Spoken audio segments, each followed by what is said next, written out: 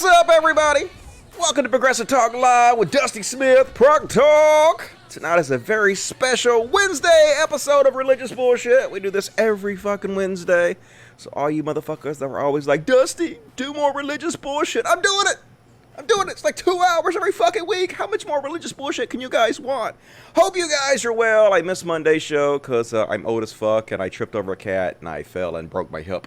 Not really, I just hurt my butt a little bit and my pride, but I'll be fine. I need to get my shit together and actually start doing 3 shows a week. Eventually, I'm going to do that. But not this week, apparently, folks, because I just can't get it all together. Get Real says, we love you, Dusty. We love you. Get Real.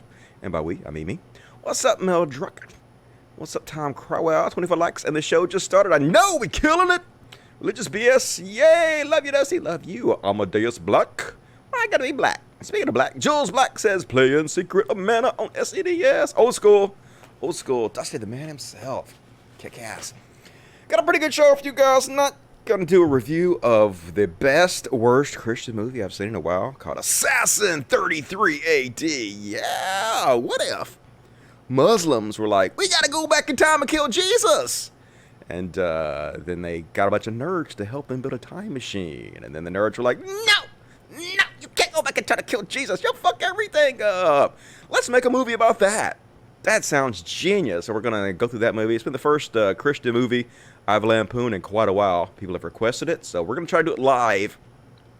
It might not be as good live as it would if I edited it, but at least it'll be better than if I didn't do it at all. So thanks for having us, Dusty. Show that religious BS. I will, Spanky Weasel. Thank you.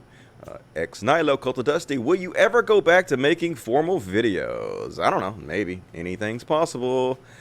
I have no idea. I don't really like editing all that much, and I kind of like doing this. And here's the thing. YouTube has removed me from the algorithm for the most part. I mean, some of you guys see the notifications, but the vast majority of people that are subscribed to me never see notifications for my videos. I get messages every day. I haven't seen a notification for your videos in years. What happened? Well, they removed me from the algorithms. I don't know why. But anyway, so if I spend tons of time working on these edited videos, no one's going to watch them. It's just a fucking, it's frustrating, but what you're going to do. So I don't know if I'm ever going to go back to making short edited videos or not.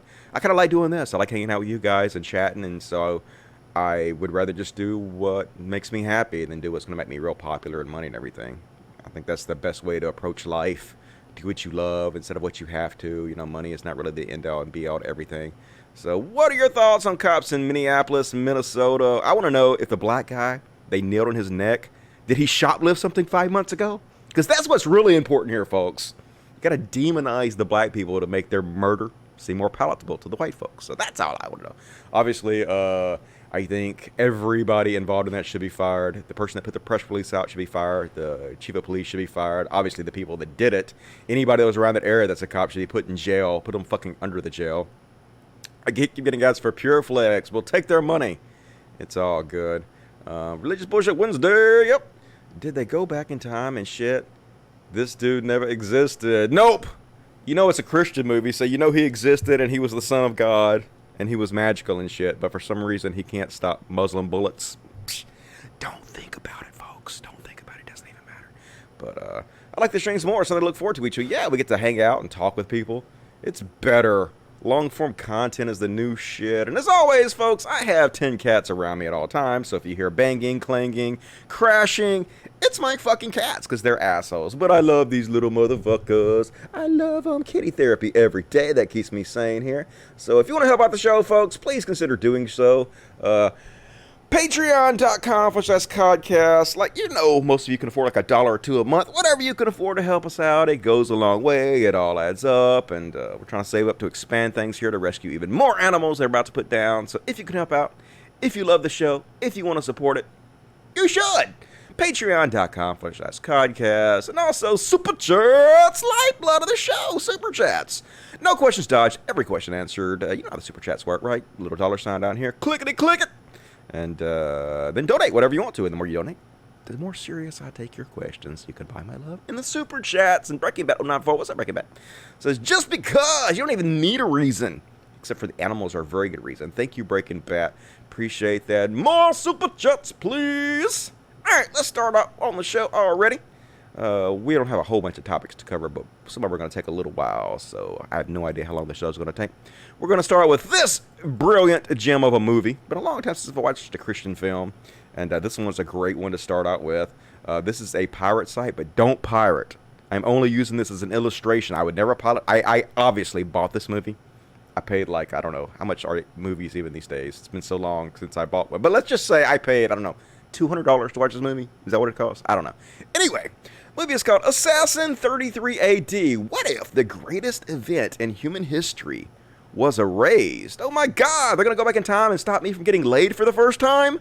No way, dudes!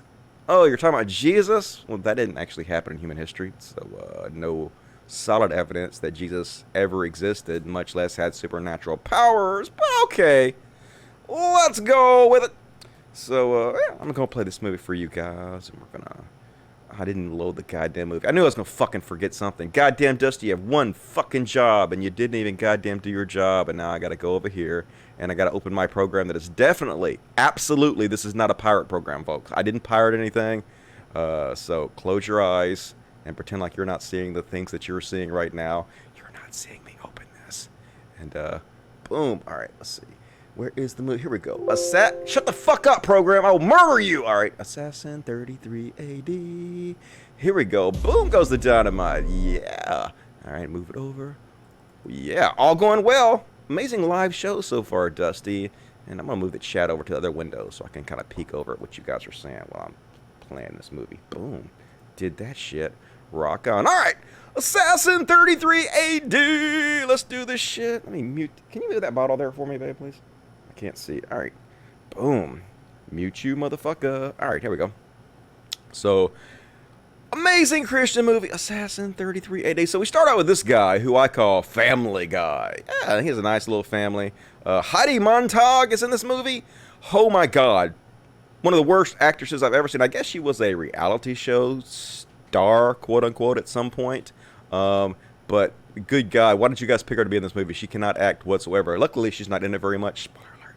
So anyway, Family Guy, good Christian man driving on the road with his family, his wife Heidi Montag, and his two kids, and they're talking about God and shit. God good, isn't he? God's amazing.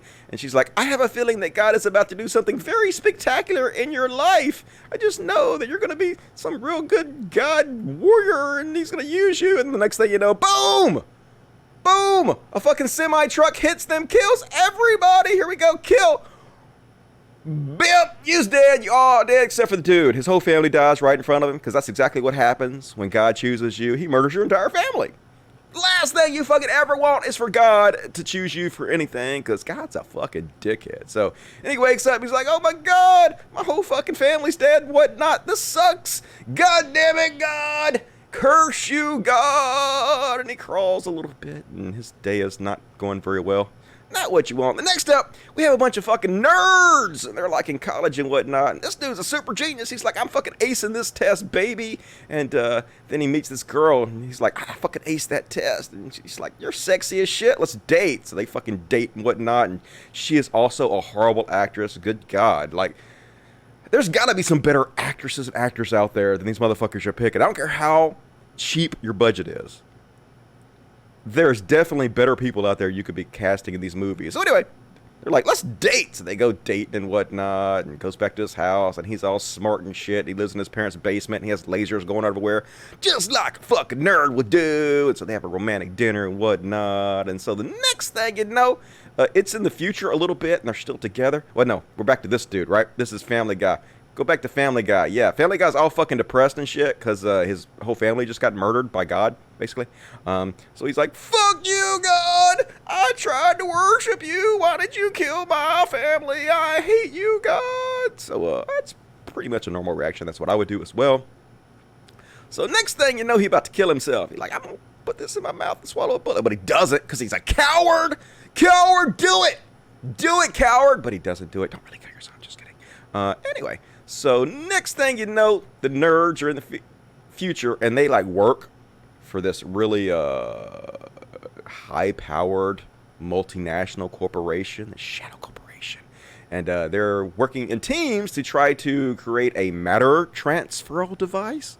You know, sure, why not?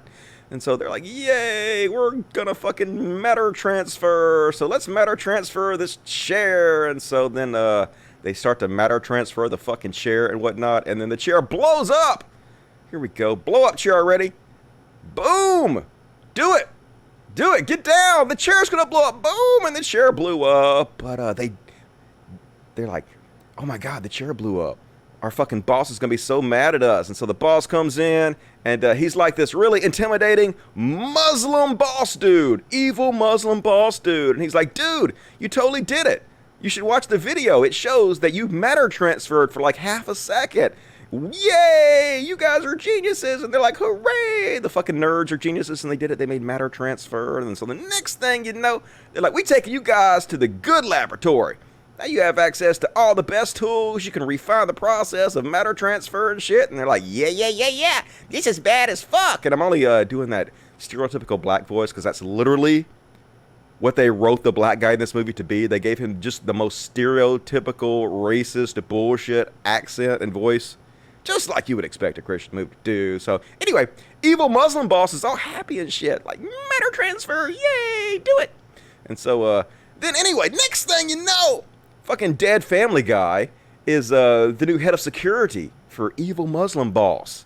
And he's like, yeah, I seen some shit, dude. And the evil Muslim boss is like, yeah, I seen some shit too, man. Like when I was a kid, let me show you, skip ahead here.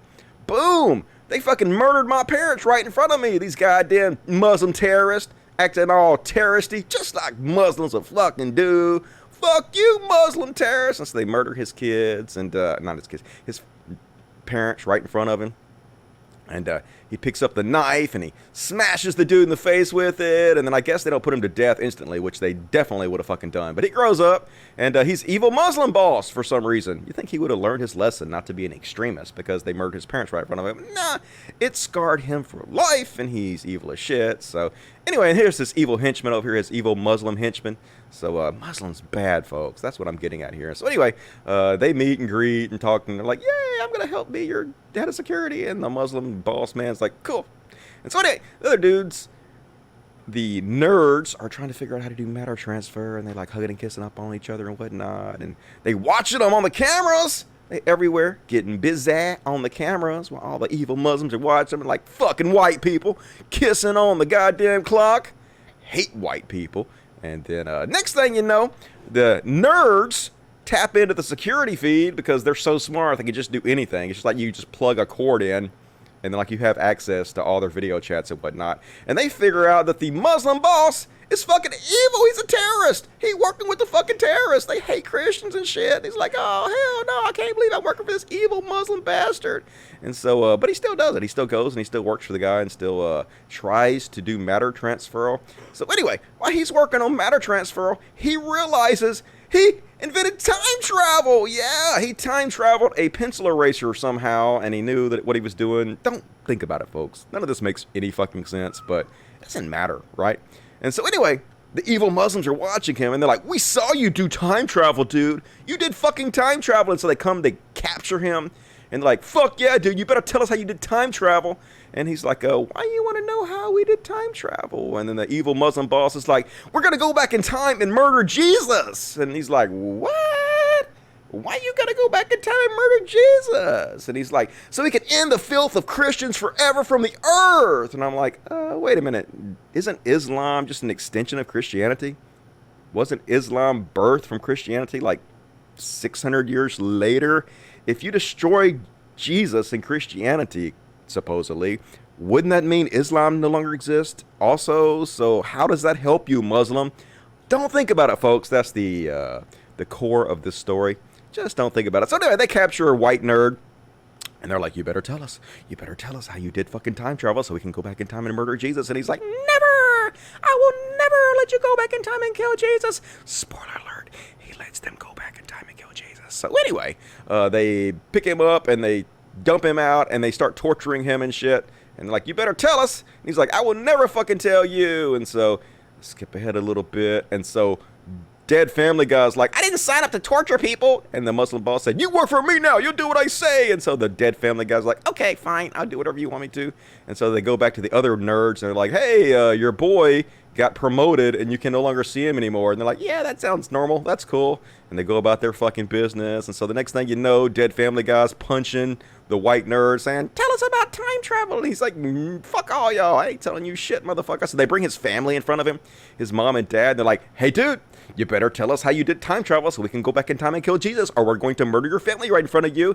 And he's like, I'm still not telling you. You can just murder my family right in fucking front of me. And so that's what they do. They murder his family right in fucking front of him. Let's boom! Shot his dad right in front of him. And then in a minute, they're going to shoot his mom right in front of him. And like, kill her, do it! Shoot her in the face! And they actually shoot her in the back of the head.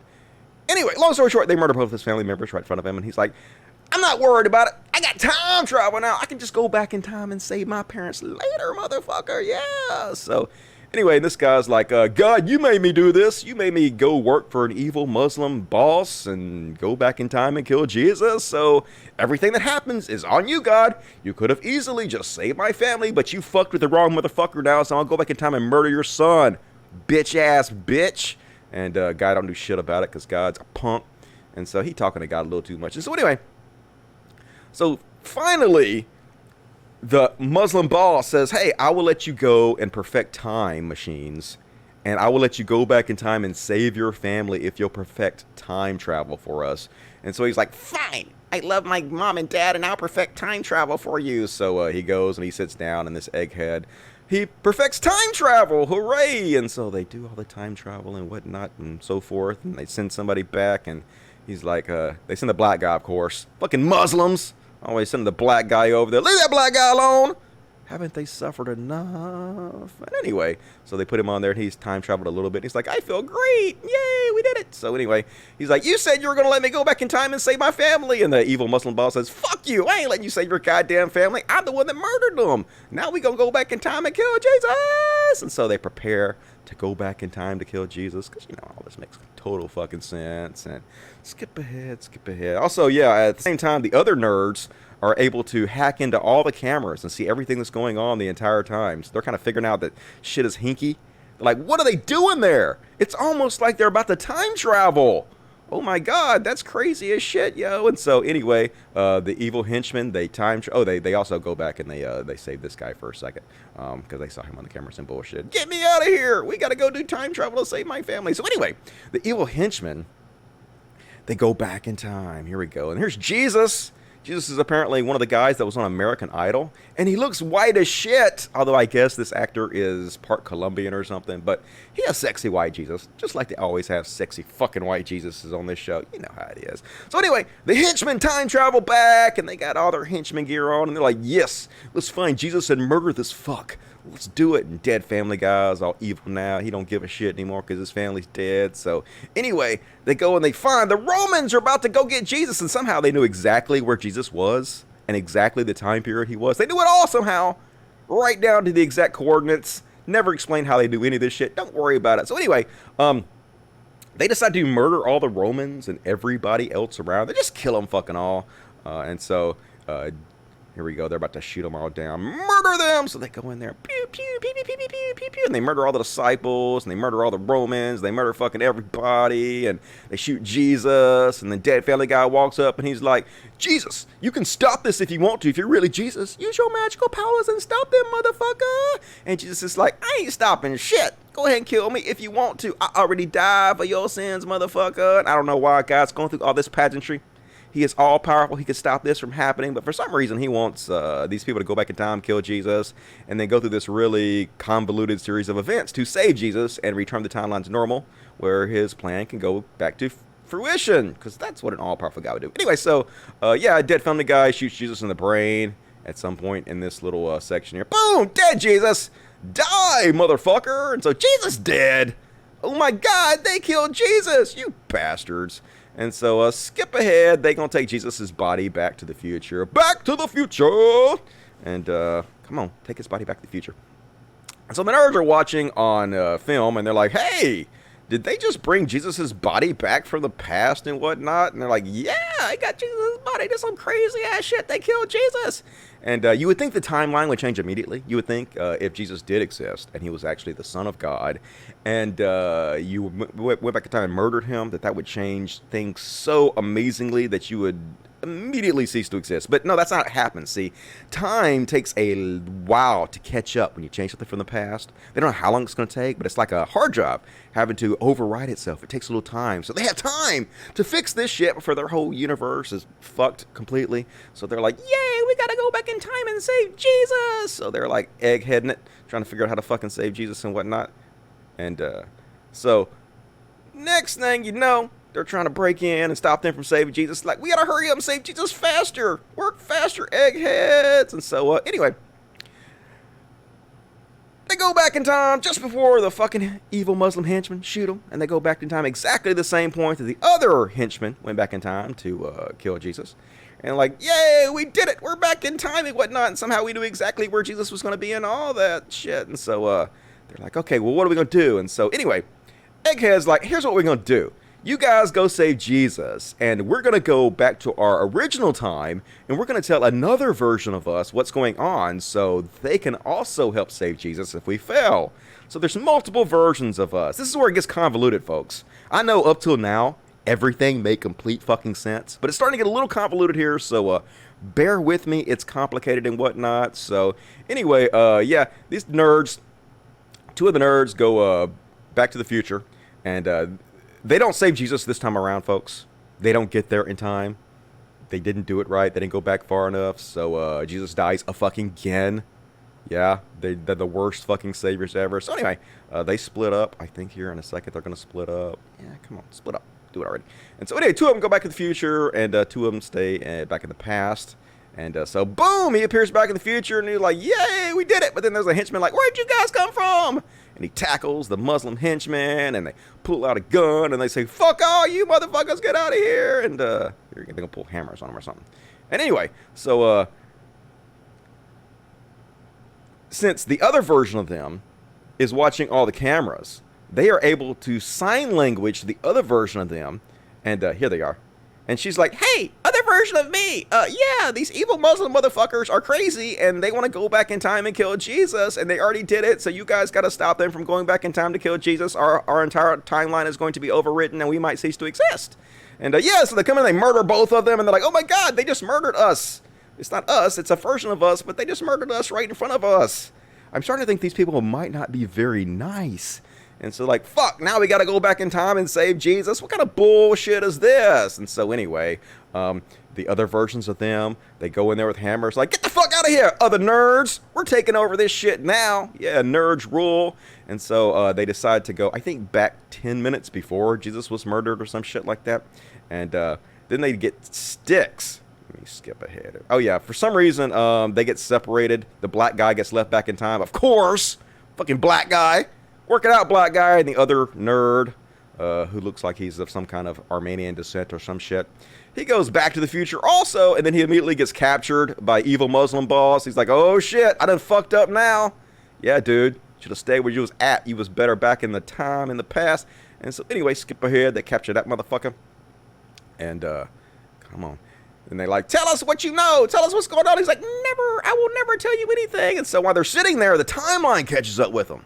The timeline where Jesus was murdered. Yeah, oh my God. So the entire fucking world changes, and it turns out it sucks ass. Let me skip ahead a little bit. The future sucks ass without Christians. If Jesus didn't die on the cross for our sins, then for some reason it makes the whole world scorched and ashes falling everywhere, and the Muslims are like, oh my God, what the fuck? I thought it was going to be paradise without the evil, filthy Christians. And then the Muslims disappear too, because I guess, you know, without Jesus, there's no Islam and Muslims disappear. So that makes sense, right? And somehow this nerd is still alive and exists. That wouldn't happen either. None of these people would exist if the timeline was changed like that. But don't think about it. And he's like, oh, I'm fucked in the future now. God damn it. This is not amazing to me. What have I got myself into? So I assume that he lays down and dies brutally. Doesn't really show what happens to him, but not liking his odds. So anyway, the other nerds go back in time again, and they go back like 10 minutes before the evil henchmen come back to kill Jesus. And they don't have any weapons or shit, so they're like, hey, let's get some sticks. Yeah, let's get some fucking sticks and stab these evil henchmen to death. And so they wait for the evil henchmen to come out, and they stab him. But the black guy dies, of course. Immediately dies, because why wouldn't you kill the black guy? And then also dead family guy who also went back ends up shooting this guy's girlfriend. Oh hell no, dead family guy, why are you you shoot my girlfriend? You fucking dickhead. But good news is, they do manage to distract them enough to save Jesus, and the Romans end up taking away Jesus, and Jesus doesn't die. And then for some reason, this motherfucker has to take all his clothes off to save his girlfriend. He's like, yeah, I'll just take my pants and my shirt off and like wrap them around you and stuff. That'll stop the bleeding, and I'll be naked and whatnot. Like, none of it makes sense. But, he's a little bit in shape, so I guess I'll look at his sexy body. You sexy evil nerd. So anyway, jump forward. So he's like, okay, I'm going to go rescue Jesus and whatnot, and then he sees the Muslim henchman, and he's like, the Muslim henchman's running from him. I don't know, the Muslim henchman's got a fucking gun. Why you running? Come back, motherfucker. Scared ass.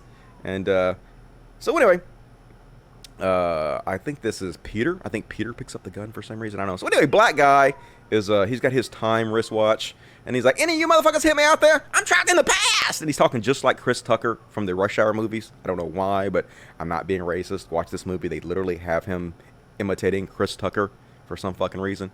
And then he disappears a little bit, and he ends up right next to Jesus somehow. I don't know how. I guess it's magic. Don't think about it, folks. And so Jesus is like, what the fuck? Some motherfucker just appeared right in front of me. And Jesus speaks perfect English, because of course he would. He's Jesus. He speaks all the language. The black guy's like, Jesus, you gotta run. The Romans gonna kill you. They gonna kill you, Jesus. And Jesus is like, I'm cool with it. I have to die. And Jesus is like, what is the future like? And then they're like, black guy's like, hey, it's pretty cool. Like, everybody worships you. There's like billions of people that worship you all over the place, and they wear little crosses all over their neck. And Jesus is like, crosses? They wore the device that I was murdered upon on their necks? That's kind of ghoulish, don't you think? And the black guy's like, yeah, your followers are sort of dickheads. And none of that happened. Basically, Jesus said, no, I gotta die for the sins of man, because, that's logical. Why would God not murder his own son to end the sins he condemned man to begin with? It all tracks, folks. It all tracks. And so the black guy's trying to talk him out of it. Jesus is like, fuck all, black guy. I'm not surprised to see you in my time period at all. And so Jesus decides just to go turn himself into the Romans. Black guy can't talk him out of it. They have some long, cringy-ass conversations. Shut the fuck up already, sexy white Jesus. So anyway, next thing you know, Romans got Jesus. Oh, hell no. And they mad. They're like, you ain't the son of God. We gonna torture you, Jesus. And then naked dude, for some reason, gets pantsed. I don't know why. But he gets a gun, so that's good. So now naked nerd gets gun. And then he meets Peter. Yeah, disciple of Jesus. But Peter don't speak English because he ain't Jesus, right? And he don't know what the fuck nerd is saying. But he got a knife. And then he's like, I guess he realizes he's some kind of future man. And he's like, yay, I love you. Or whatever. I don't know. It doesn't matter. And he gives him his robe. I wouldn't wear that stinky ass robe. Can you imagine how bad that robe must fucking smell? Don't put that on, white nerd. Don't do it. That's fucking dirty, I'm sure. And this guy looks like he smells bad anyway. I wouldn't have anything to do with that. But anyway, so he's telling Peter to run. So then we're back in the future again with evil Muslim boss. And he's like, what the fuck is going on here? Some crazy ass shit. Basically, they teleport all the bodies back to the future. The watches they're wearing automatically transport them back to the future when they die. Because, why wouldn't you build that into the system? It just makes sense. And so the evil Muslim boss immediately knows something is fucked. He's like, well, that's not supposed to happen. So anyway, dead family guy wakes up. He had a headache or some shit. And he's like, okay, well, I still got to go kill Jesus. Like, that's my fucking job. And I'm evil now, apparently. So dead family guy looking around, trying to figure out what he wants to do. And this guy's trying to save his girlfriend. He's like, oh, my God, I can't believe my girlfriend got shot. She's dying. This sucks balls. And she's like, go save Jesus. You have to go save Jesus. Don't worry about me. And he's like, fuck Jesus. You my girlfriend, man. I hit that shit every day. I love you way more than Jesus. And she's like, go save Jesus. So anyway, he leaves her, and he goes to save Jesus. Hoping, I guess, that Jesus will heal her. And so Muslim henchman number one and dead family guy decide to go into town to find Jesus with their guns and shit. And they run into a little bit of trouble in town and whatnot. And so, evil Muslim henchman pulls out his guns and starts just gatting people. Just gat. But they get overpowered by the Romans because the Romans are badass. Don't you fuck with the Romans, man. Even if you have a gun, you can't do shit. So they get captured, and their time wristwatches get stolen, or the guns fucking get stolen and shit. It's all looking bad for dead family guy, to be quite honest with you. Next thing you know, Jesus is carrying his cross, and they're whipping his ass, and they're like, carry that cross better, Jesus. You suck ass. And then black guy is right there, and everybody's like, hey, this is not unusual for a black guy to be there and clothes look like they're from the future. You don't stand out at all. And they push him down, and then he's like, Jesus, just kill all these motherfuckers. You the son of God. You got magical powers. Just hook up on them. Fucking kick their nuts in. And Jesus is like, nah, this is cool. And so then the black guy's like, all right, fine. I will carry the cross for Jesus. And I will also carry Jesus at the same time because black dude's strong and he helping out. So black guy carries Jesus to the cross. And next thing you know, Jesus is crucified and fuck. Oh, hell no. And so then angry white nerd brings his girlfriend to the foot of Jesus on the cross. And yeah, look at that. Jesus up on the cross and shit. And he's like, Jesus, save my girlfriend. We came back in time to save your ass. If you were the son of God, save her. And he looks down at him. And guess what? Next to Jesus, they're crucifying evil Muslim henchmen on one side. And the fucking other side, it's goddamn dead Family Guy. Yeah, those are the two guys that were crucified next to Jesus. They were actually time travelers. True story, folks.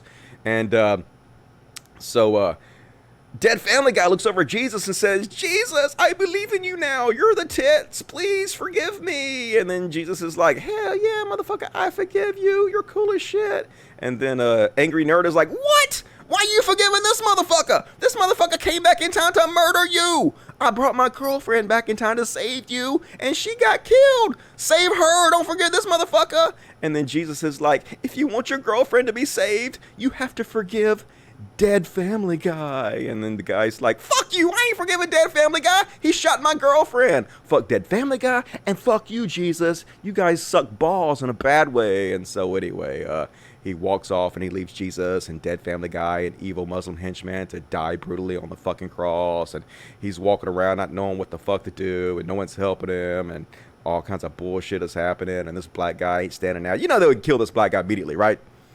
What's wrong with your hair, black guy? Why you black? Why you wearing those clothes? Kill him! He a witch! But they didn't do that. And so anyway, they talk and they're like, what are you doing here? And he's like, I got trapped in the past. And he's like, oh, that sucks, dude.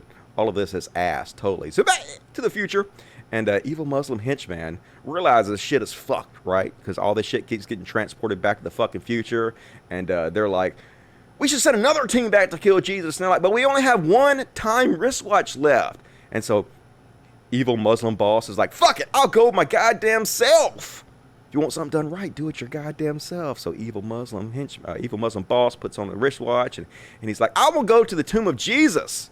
And I'm going to wait for these motherfuckers to come and steal the body of Jesus. Because Jesus ain't the son of God. He's not actually going to be resurrected. Obviously, what happened was they came and they stole the body of Jesus to make it look like he was resurrected. So I'm going to go to his tomb because I know exactly where that is. It all makes total sense. And so then he throws some little glow sticks around, and he waits for motherfucker to come to Jesus' tomb to steal the fucking body so he can murder everybody.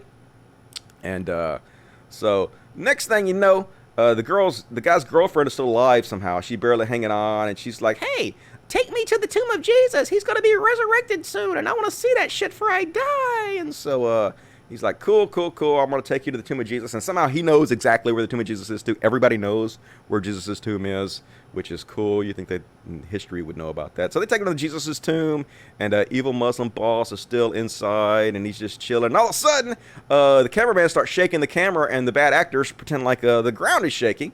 And evil Muslim boss is like, what the fuck is going on? It's almost like Jesus is about to be resurrected. So he zooms back to the future right before Jesus blows everybody's ass off, and the whole tomb explodes open. No stone rolled away, anything. The whole goddamn thing explodes, and the girl's like, yay, we saw it. We saw Jesus get resurrected. This is the tits, dude. Go in there and make sure everything's okay. So black nerd, white nerd go into the tomb of Jesus to pick up all the glow sticks so they don't change the timeline of history, and make sure that they are not born.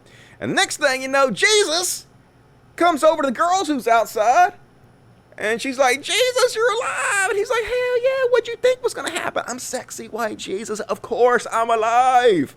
Son of God, bitch. And they have a nice conversation, and he don't heal her at all. He just let her die. He fucking lets her die. You're Jesus. Save her, motherfucker. She came back in time to help you. Save your life.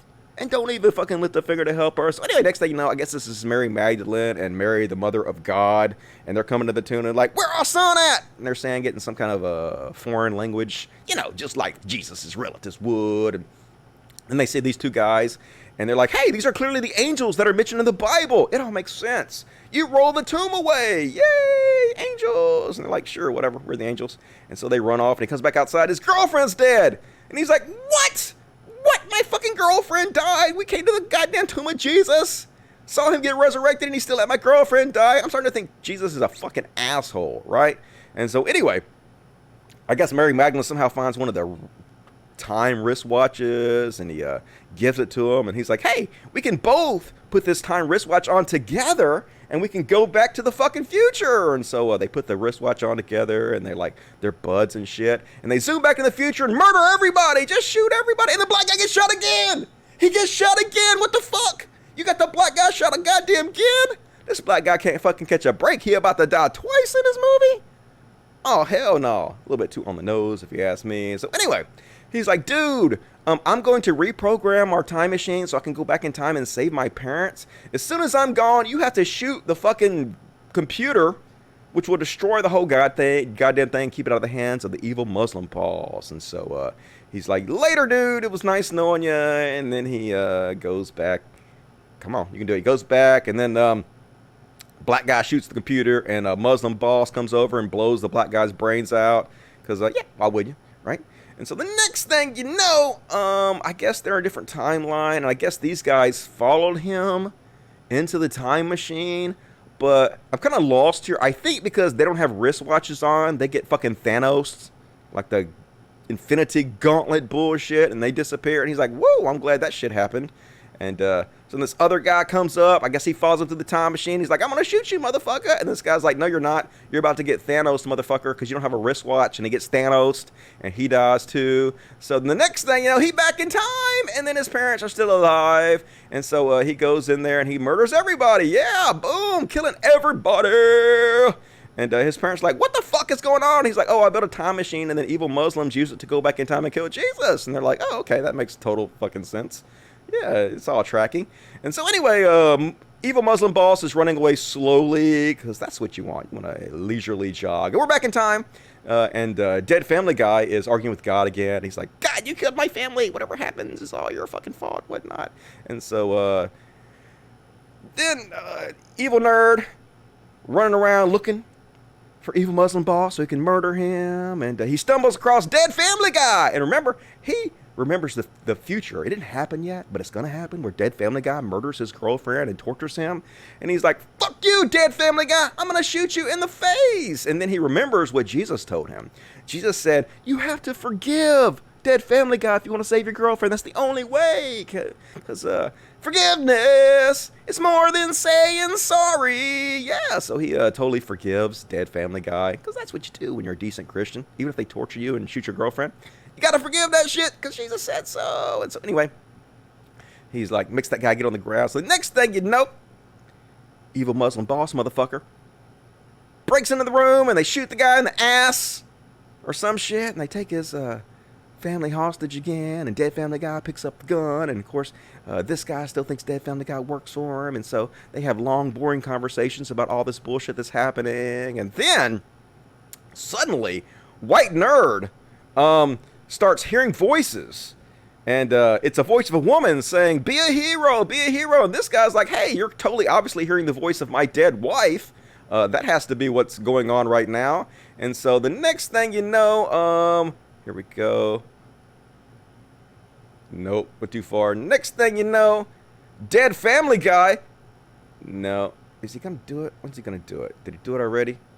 Did he do it already? Anyway, dead family guy shoots all the bad guys, and then he gets shot by evil Muslim, and then they fight, and white nerd gets on top of evil Muslim boss with a knife, and he's like, I'm gonna jab this evil Muslim knife into your heart, evil Muslim boss. And he does it. He jabs the fucking knife into the evil Muslim guy's body, and then it gets kind of confusing. It turns out that I'm not really sure what's going on here. It looks like dead family guy was sent in as some kind of double agent to inform on terrorist cells. And so he informs these cops that he's actually working for the... I don't know. I didn't get it. But anyway, the cops go outside and they murder everybody. They're just shooting everybody because they're all on top of it or some shit.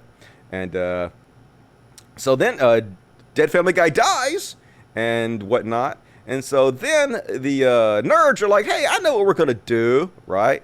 And so there's one of them still alive, right? That guy dies. The other version of him dies. But the version that was tortured to begin with, he's alive. And some of them are still alive because it's a different timeline, right? So they're like, hey, I know what we're fucking going to do. And so what they do is they reprogram the time machine. And he dresses like a crossing guard. And they go back in time, right to the time where dead family guy's family was about to get run over by the fucking goddamn semi-trailer. And, oh my God, Heidi Montage is such a horrible actress. And he pops up, and they stop, and then he disappears, and they don't get killed. He saves the dude's family. He saves dead family guy. He forgives him, just like Jesus told him to do. And so they all live happily ever after. That's the end of the movie, folks. That's it. He saves Jesus and dead family guy, and we're all forgiven for our sins.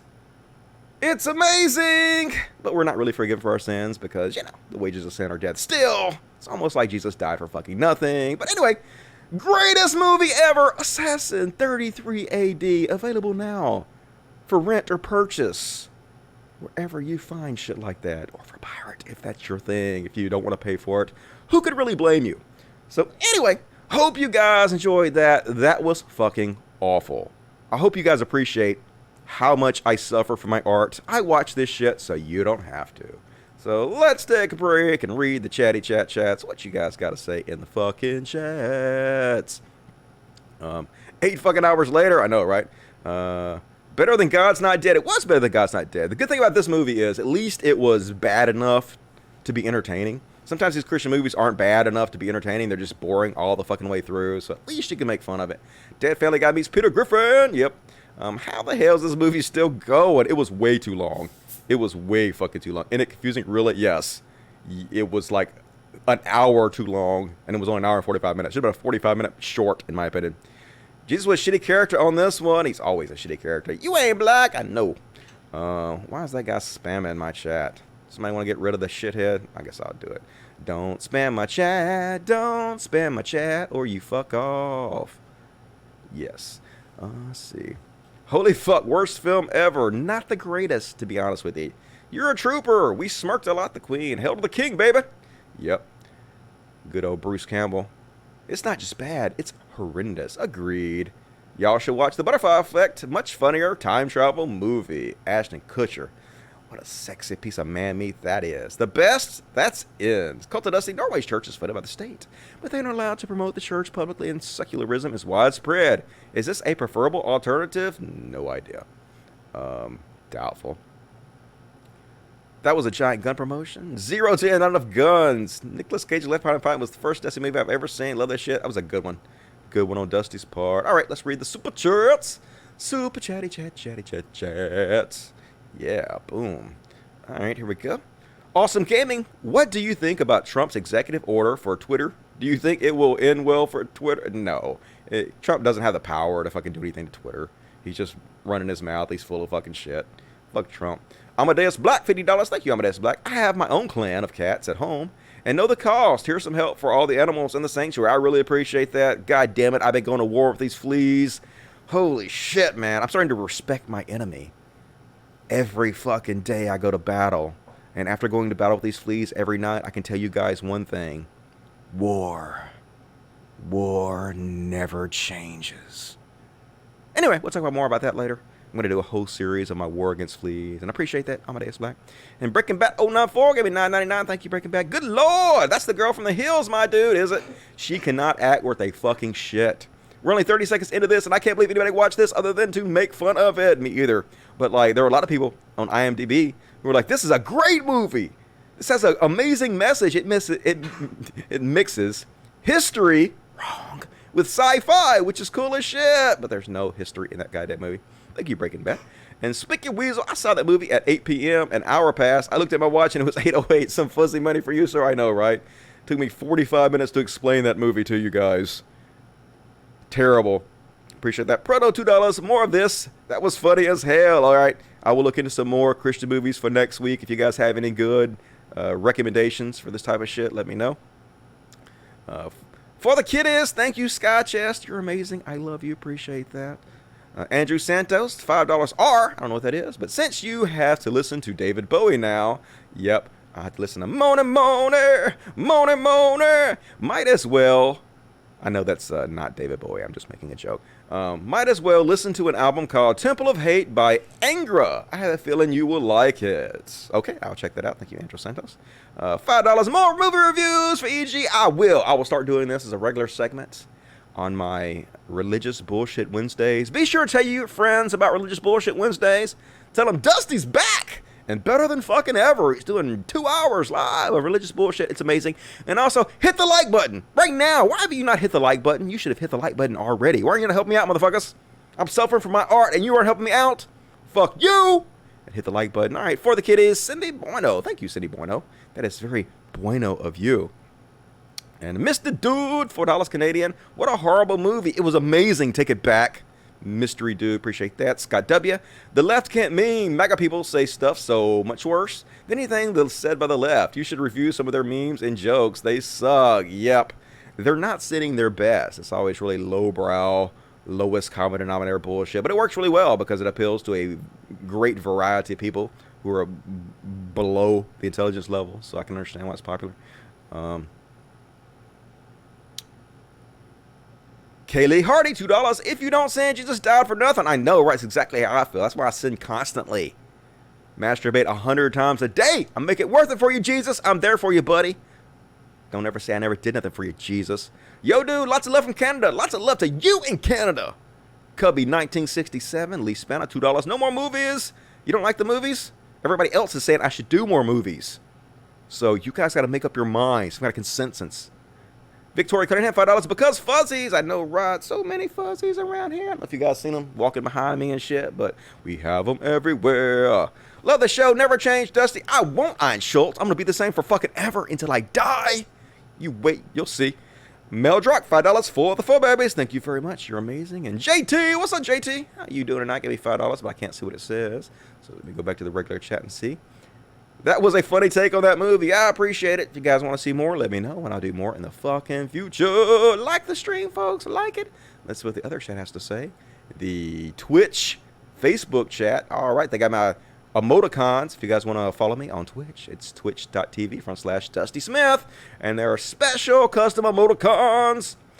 Can't you just tell them you went back in time and killed Jesus yourself? You have as much proof as they do. I know, right? Like, how are they going to say you didn't do it? Are you not entertained? Dusty gonna fuck shit up tonight. As always, love you, this man. Love you, Andrew Raymond Brock. Anyway, more super chats, please, as we continue on with the show. Next up, we're gonna talk about Jesus Camp. So I did a segment on Jesus Camp 2 is what I called it, on the last Wednesday show, and a few people left comments. They were like, man, I would love if somebody would go find the kids from Jesus Camp and see what they're up to today, to see if they're like all fucked up or whatnot, if it was really child abuse they underwent, what they had to think about it. And so apparently somebody did that. The Guardian went back and they wrote an article and they found the kids 10 years later. Was it child abuse? Yes and no. And now I'm going to read this to you because it's pretty interesting. So a 10-year-old Andrew Summercamp, which I assume is this kid, because it says right here, this is Andrew Summercamp. It's not this kid, it's this kid, this little blonde kid. So, with his shy demeanor and floppy blonde hair, mounts the stage of the Kids on Fire church camp and nervously tells the crowd that he's struggling with his belief in God. He spent days watching his fellow Christian campers weep uncontrollably, repenting and begging God's forgiveness. And he has a confession to share. Poor kids, telling these kids they're going to be tortured forever if they don't join this woman's cult.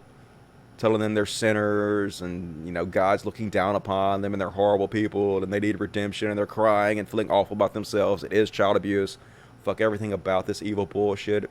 I just want to talk about belief in God. I've been having a hard time with it, he says, staring at the ground. Scared and confused as the other kids look around at each other with anxiety in their eyes. To believe in God is hard because you don't see him. You don't know him much. Sometimes I don't even believe what the Bible says. It makes me a faker. It makes me feel guilty and bad. It's one of several emotionally exhausting scenes in the 2006 documentary Jesus Camp. Over the course of his celebrated and contested life, Jesus Camp has become a Rorschach test for audiences.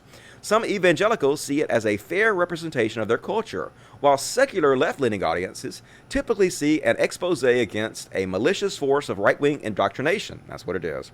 Often walking away with one angry phrase in their lips: child abuse. 10 years later, Summer Camp, yes, that's his real name, that's a little bit on the nose. You gotta know there's a God with this kid's name is Summer Camp, right? Has abandoned evangelical Christianity.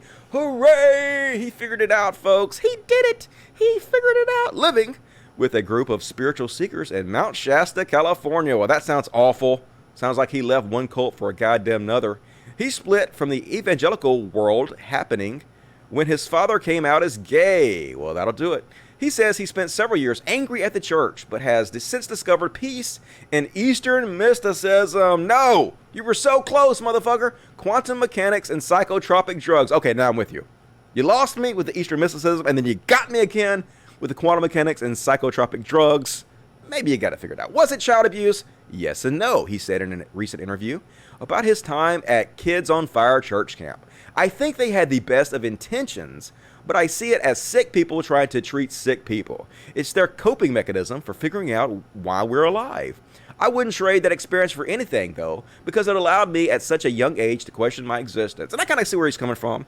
Like, I underwent some of the very similar things when I was growing up. I was part of a very strict evangelical Southern Pentecostal church.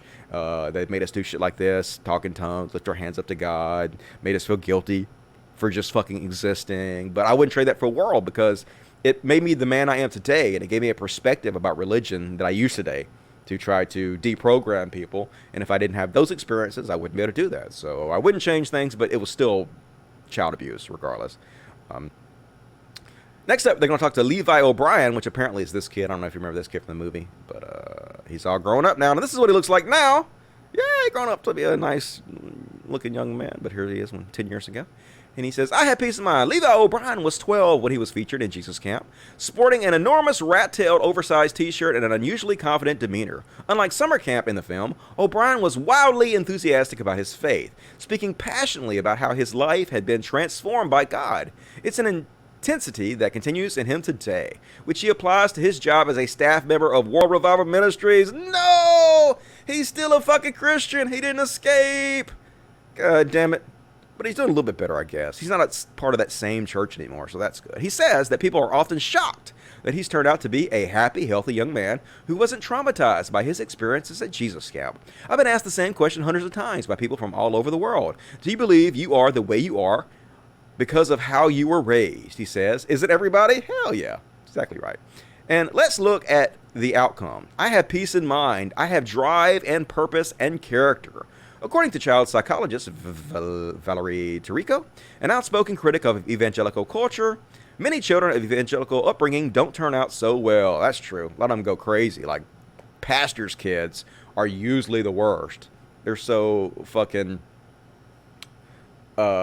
withdrawn and oppressed that they usually go wild and end up just having sex with everybody and just getting on drugs. And maybe not every time. Maybe that's an exaggeration, but a lot of times that happens.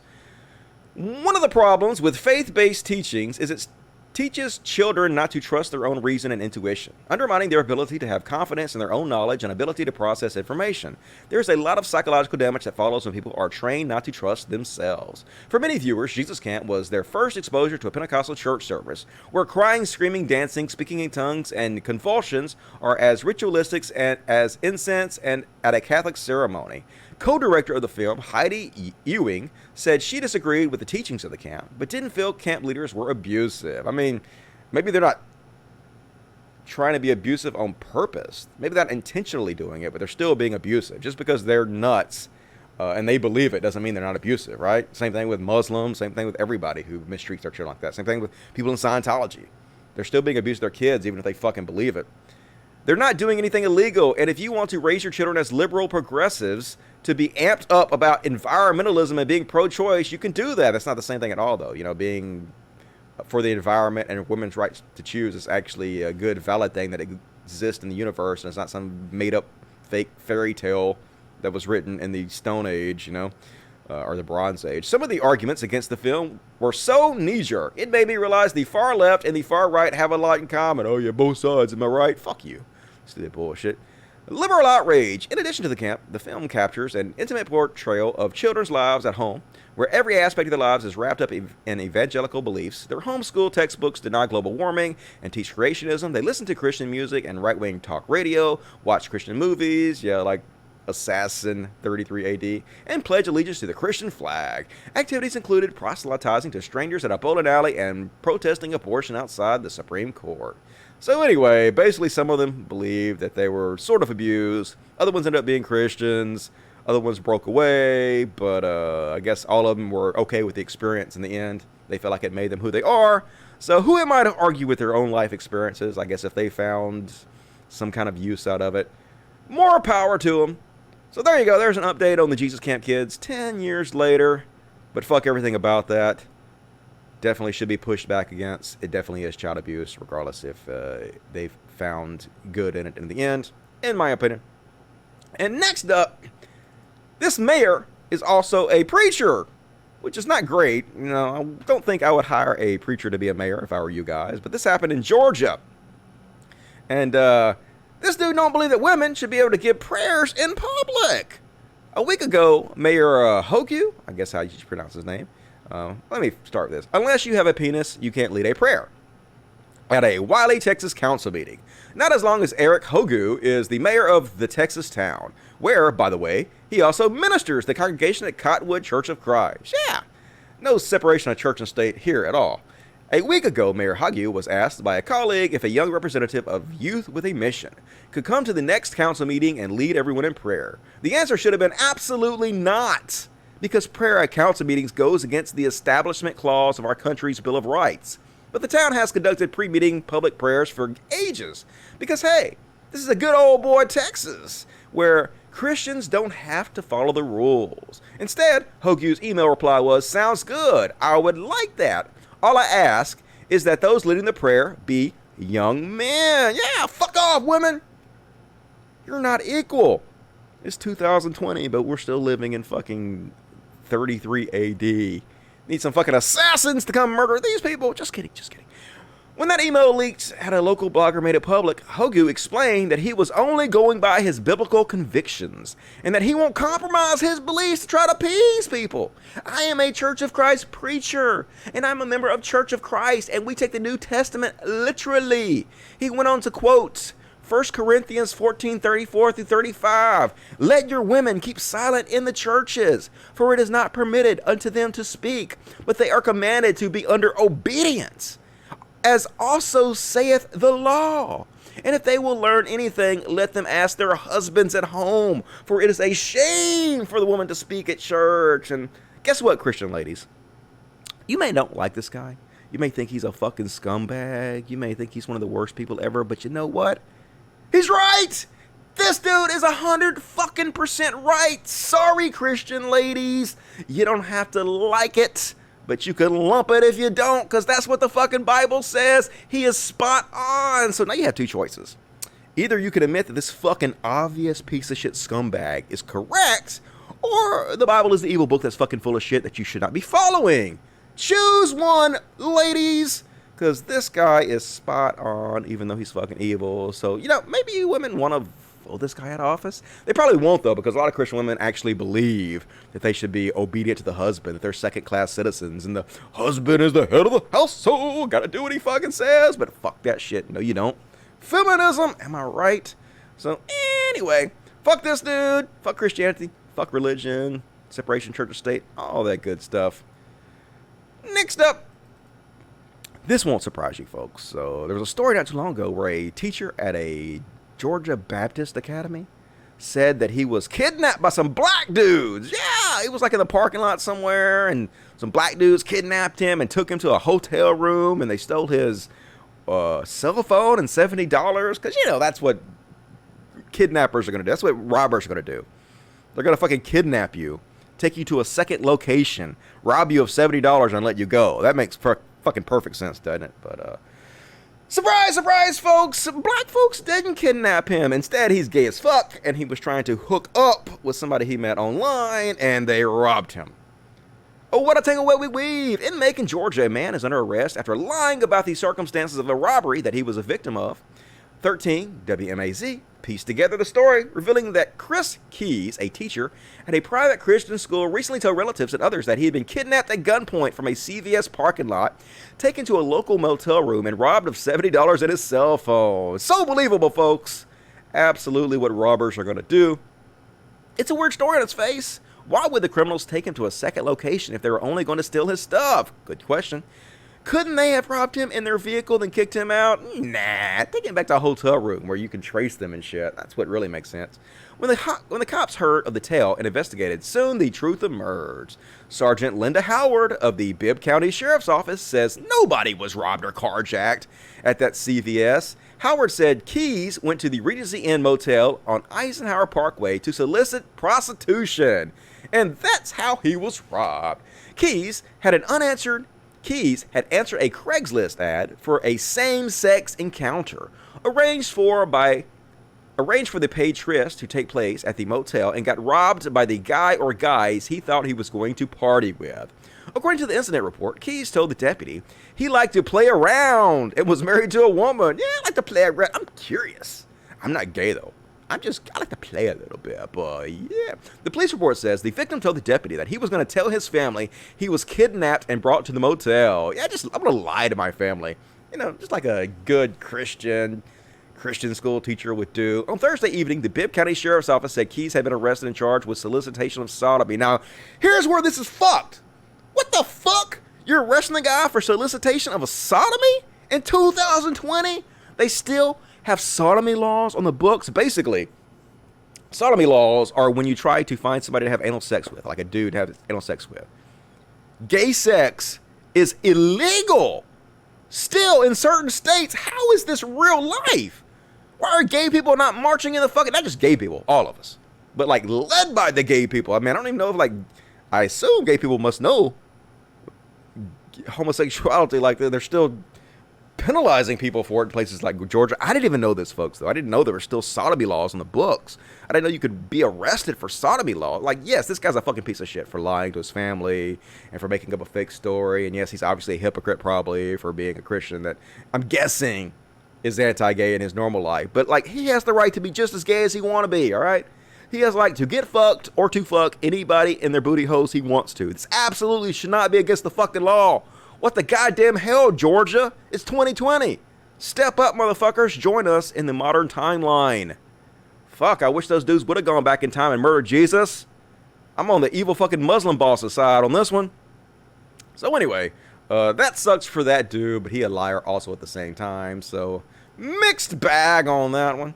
And next up, here's an article about John Steingard, who was a former Christian rock band member, who I guess made a bunch of Christian rock albums and stuff, but now he's an atheist, and he's gone public to tell his story, and it's pretty interesting, I thought, so I thought I would read it to you. Starting in 2004, singer and guitarist John Steingard rose to fame in the Christian circles with the band he just joined, Hawk Nelson. 7 albums later, Steingard, now 36, is done. He started to feel troubled every time he and his bandmates climb on a stage and praise God. I mean, that's his whole, like, living, though. That's what a lot of these people do. A lot of these preachers and stuff, they don't believe in it. They know it's all bullshit. They figure it out eventually. Like, they start out believing it, and they eventually figure out it's bullshit. But, like, that's their job. That's their community support system.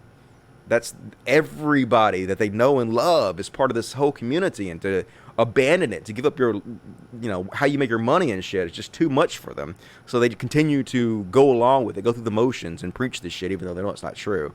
And I guess that's what he was doing. He was going on tour and singing Christian songs when he didn't believe it. His doubts about the existence of the Creator and the authenticity of the Bible gnawed at him, poisoning his joy in performing. Now he's free. Steingard announced on Instagram yesterday in a half-pained, half-relieved confession that runs about 2,200 words. We're not going to read the whole thing. We're going to read a few of it, though. Because, like, his journey resonates with me, and I'm sure will resonate with a lot of you who are raised religious and found your way out of it. So he says, this is not a post I ever thought I would write, but now I feel like I really need to. I've agonized over whether to say this publicly, and if so, how to do it. But I now feel that it's less important how I do it, and more important that I do it. So here goes. After growing up in a Christian home, being a pastor's kid, playing and singing in a Christian band, and having the word Christian in front of most of the things in my life, I am now finding that I no longer believe in God. The last few words of that sentence were hard to write. I still find myself wanting to soften that statement by wording it differently or less specifically, but it wouldn't be as true. The process of getting to that sentence has been several years in the making. It didn't happen overnight or all of a sudden. It's been more like pulling on the threads of a sweater, and one day discovering that there was no more sweater left is exactly what it's like. Once you start questioning, once you allow yourself to question, it's fucking over, man. That was my experience as well. I have been terrified, to be honest, about this publicly for quite some time because of all that I thought I would lose. I'm still scared, but I'm writing about this now for a few reasons. First, I simply can no longer avoid it. Processing this quietly felt right when I simply had doubts, but once they solidified in a genuine point of view, it began to feel dishonest not to talk about it. Kudos for this guy, He finally realized what he believed, and he didn't want to live a lie anymore and con people. So that's, give him props for that shit. After growing up in a Christian home, being a pastor's son, playing and singing in a Christian band, and having the word Christian in front of... Oh, I already read that. As far back as I can remember, life was all about the church. It was our community. It was our family. It wasn't a part of our life. It was our life. Yep, I heard that. When you grow up in a community that holds a shared belief, and that shared belief is so incredibly central to everything, you simply adopt it. Yep. That's what I did too. Like everybody I knew, loved, and the people that cared for me, did everything for me, had my back. They told me it was true. So like, why would they lie to me? I didn't realize they didn't know they were lying, but you just believe it.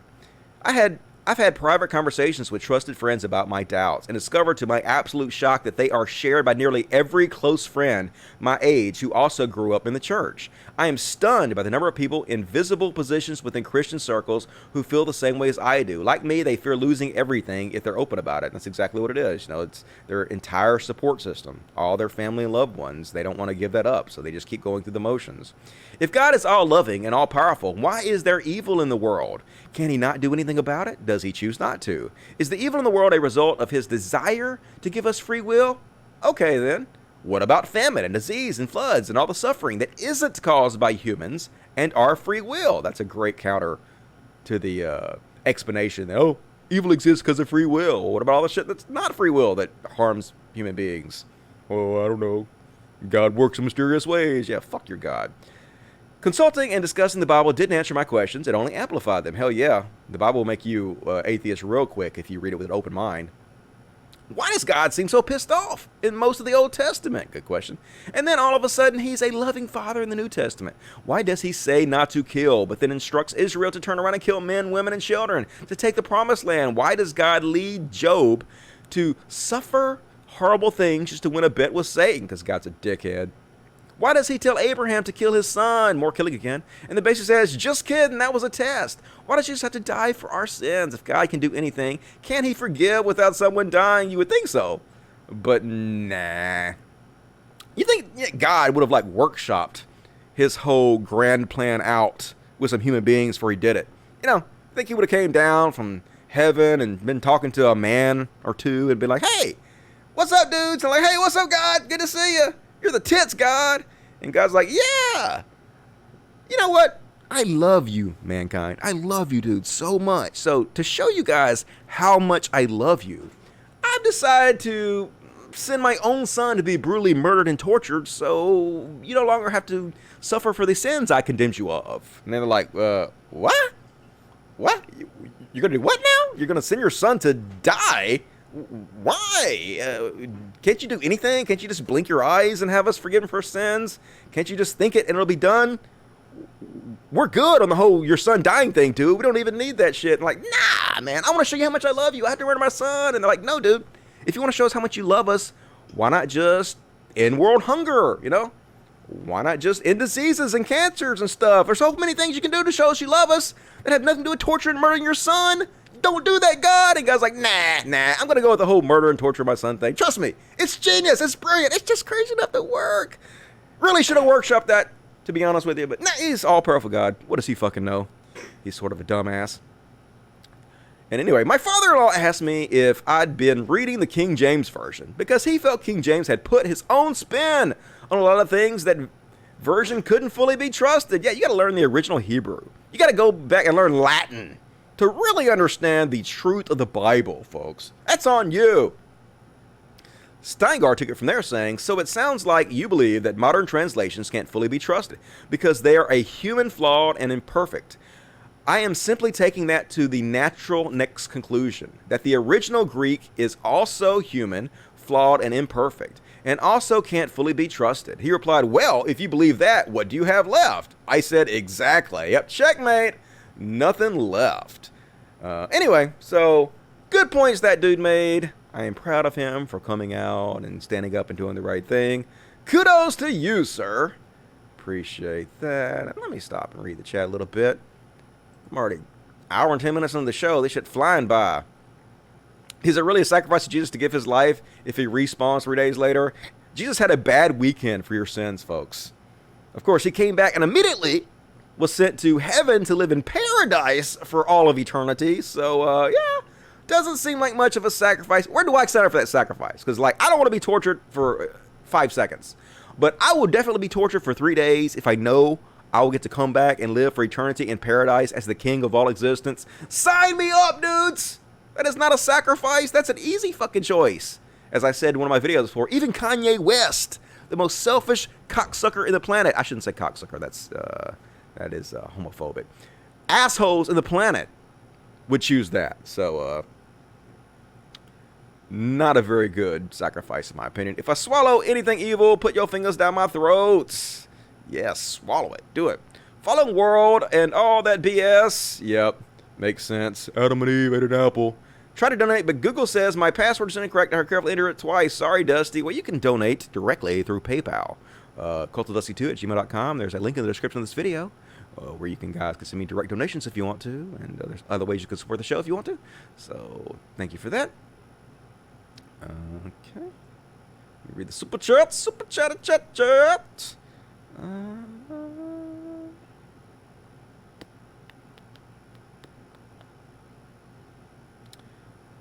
Voice of History gave me $25. Very generous Voice of History. Thank you very much. You're an amazing person. Even though you didn't say anything, I still love you. $10 for the doggos from Furby0101. Yeah, appreciate that. You're amazing. HS Ross, $10. What's your HS Ross? I just got tricked into attending a Zoom talk about these nonsense grifters like Zizek, who spouted Marxist gibberish. Zizek. He's the fucking Sylvester the Cat of communism. And attack progressives, but bad, no positive suggestions, like a bad cult on the left. I know they don't have any solutions except to be crypto MAGAs and to help Trump get reelected, right? And look, when I say crypto MAGA, I'm not saying these people necessarily like Trump. I'm just saying that they don't dislike him enough to stop helping him get elected, like fucking weasel-ass Kyle Kalinske. So anyway, the Schwartz Awakens, $9. Love you, Dusty. I get all your notifications. I appreciate that. Some people get them. Like, some people have the bell ring. I think if you, like, watch my videos pretty regularly or you know about them, then you get the notifications. But, like, if you haven't seen or clicked on my videos in a while, it doesn't bother to send them to you. I think YouTube would rather people go to their corporate bullshit or their PewDiePie bullshit, so they, like, advertise that shit mostly, and the U in YouTube is pretty much gone now, where the small creators like me just get shafted. But some of you guys, if you watch my videos regularly, you'll probably see them. So I appreciate you letting me know. Spanky Weasel, $10. Thank you for introducing us to Mr. Floof. Mr. Floof is cool. Love me some Mr. Floof. What a happy boy. I'll have to bring him on more often. He is a rock star. And I hope we soon can see him again. Give all the fuzzies a hug from all of us in the COD community. Will do. All my dust buddies out there, you guys rock. The cats agree. You can hear them saying, yeah, we love you guys. Thank you for helping us out. Like, they still got bad fleas on them, man, but it'd be so much worse without you guys. I am still working on them, man. I've done so much. I bug bombed my room 3 times. I bug bombed the fucking cat room with fogger and shit. I got pills. I got goddamn drops. We got the collars now on them every night with the flea comb. Every fucking night, over and over again. Flea comb, flea comb, flea comb. It's just these fucking fleas, goddamn Mississippi. We're working on it, and I appreciate you guys supporting the show. Breaking Bad 094. That guy looks like every fake tough guy Republican who wants to get pegged, but is so ashamed of it. I know, right? You know he's at every fucking Trump rally. Fuck gays. Fuck the gays. But gay as shit himself. It's okay to be gay. It's fine. Why you hiding and being ashamed of it? Just take it, dude.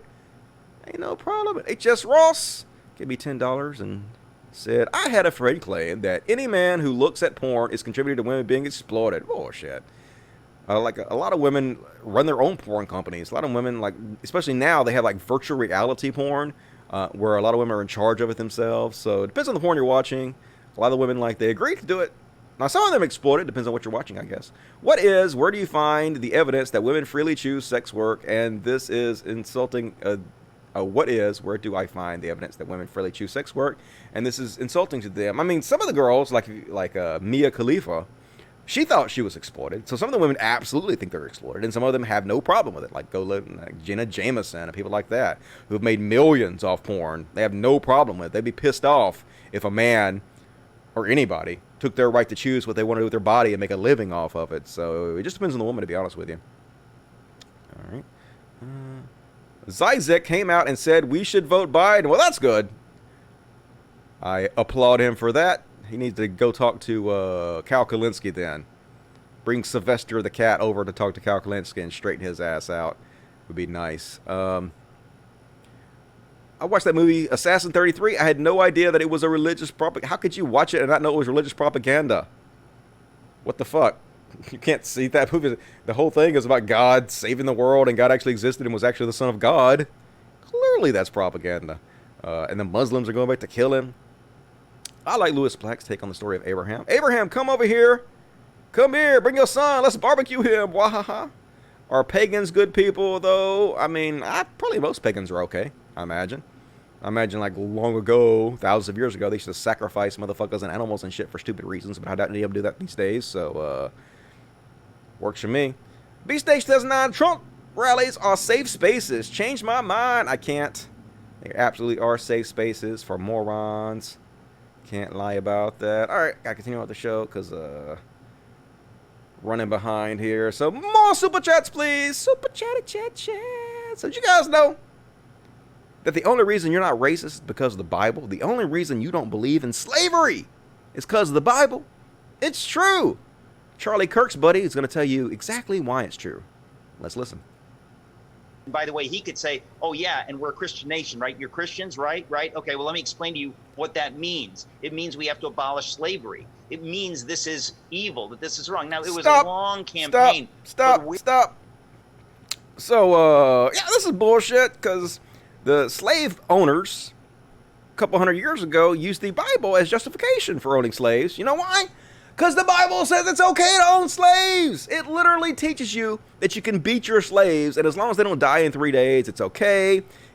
Some sections tells you how much your slaves should be worth. Like, it tells the Jews to go into the towns and kill everybody and take the women as sex slaves for themselves. So absolutely, the justification for slavery was brought directly from the Bible, from slave owners. Now, were there another sect of Christians who also used the Bible to try to free slaves? Yes. Yes, there were. There were two different camps. One of the camps ignored what the Bible said about slavery and said we shouldn't have slaves. And the other camp read what the Bible said and read that the Bible said it was fine to have slaves, and that's why they justified having slaves. And so, yes, they did battle each other. But to say the only reason we don't have slaves is because the Bible is ridiculous. The Bible absolutely was used as justification for owning slaves, but let's not think about that. Let's not tell the truth about history, right?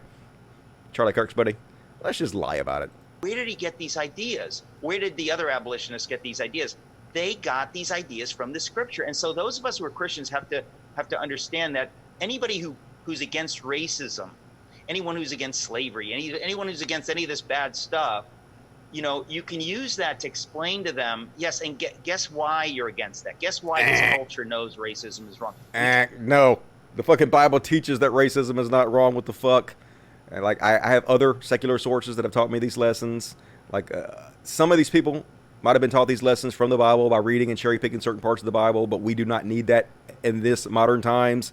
We can learn more morals from watching Marvel movies than you can learn from the Bible. In fact, there is no moral lesson in the Bible that you cannot learn from Game of Thrones better, in my opinion? Name a moral lesson the Bible teaches that I can't learn from Game of Thrones. Can't do it. Got it from the Bible. And by the way, that's a fact. You Look don't the need fact. to like it. You don't need to be a Christian. Oh. But that's an historical fact. There's no way around that. That the idea of abolishing slavery, the idea that slavery is wrong, all these ideas work their way through history, and they come from Scripture. And a man They named don't, though. They literally don't. It literally tells you to beat your slaves in the Bible. What are you talking about? That's a fact. You don't have to like it, motherfucker, but it's a fact. You know how I know it's a fact? Because I read the goddamn book. Because I was a Christian for 30 fucking years. Because I trained to be a fucking preacher. Why are you lying, you goddamn motherfucker? Aren't you Christians supposed to be honest? Why are you sitting there next to this goddamn gobbledygook motherfucker Charlie Kirk and lying to us, you bitch? Sorry. was chosen by God to drag these ideas into the center of culture. And by the way, they've been there ever since. So that every woke agnostic in Sweden knows I'm supposed to help the poor. Racism is wrong. They all seem to know this. But yes, because of empathy. Has nothing to do with the Bible. It has to do with empathy. And the Bible learned, the good things in the Bible were learned because of empathy. Not because they were taught in the Bible, but because these people have empathy. Empathy is simply your brain's ability to imagine, which is an incredible evolutionary advance. You know, even some animals have it. See, an animal like a sheep can, or say a mountain goat or something, can see another mountain goat fall off a fucking mountaintop and die and say, oh, I can imagine that if I do the same thing, I'll die, so I don't do that. So it's an incredible evolutionary advantage to have the ability to imagine. But that ability also gives us empathy. It gives us the ability to place ourselves in other people's shoes, understand what they're going through, and treat them the same way we would want to be treated. It has nothing to do with the Bible, has nothing to do with any, like, cultures all over the world, regardless if they have the Bible or not, have understood this concept, have embraced these concepts in their own teachings, and it's just pure out fucking empathy. You're wrong, and you're sad, and you should be ashamed. And also, Charlie Kirk should, bad things, but let's not go there.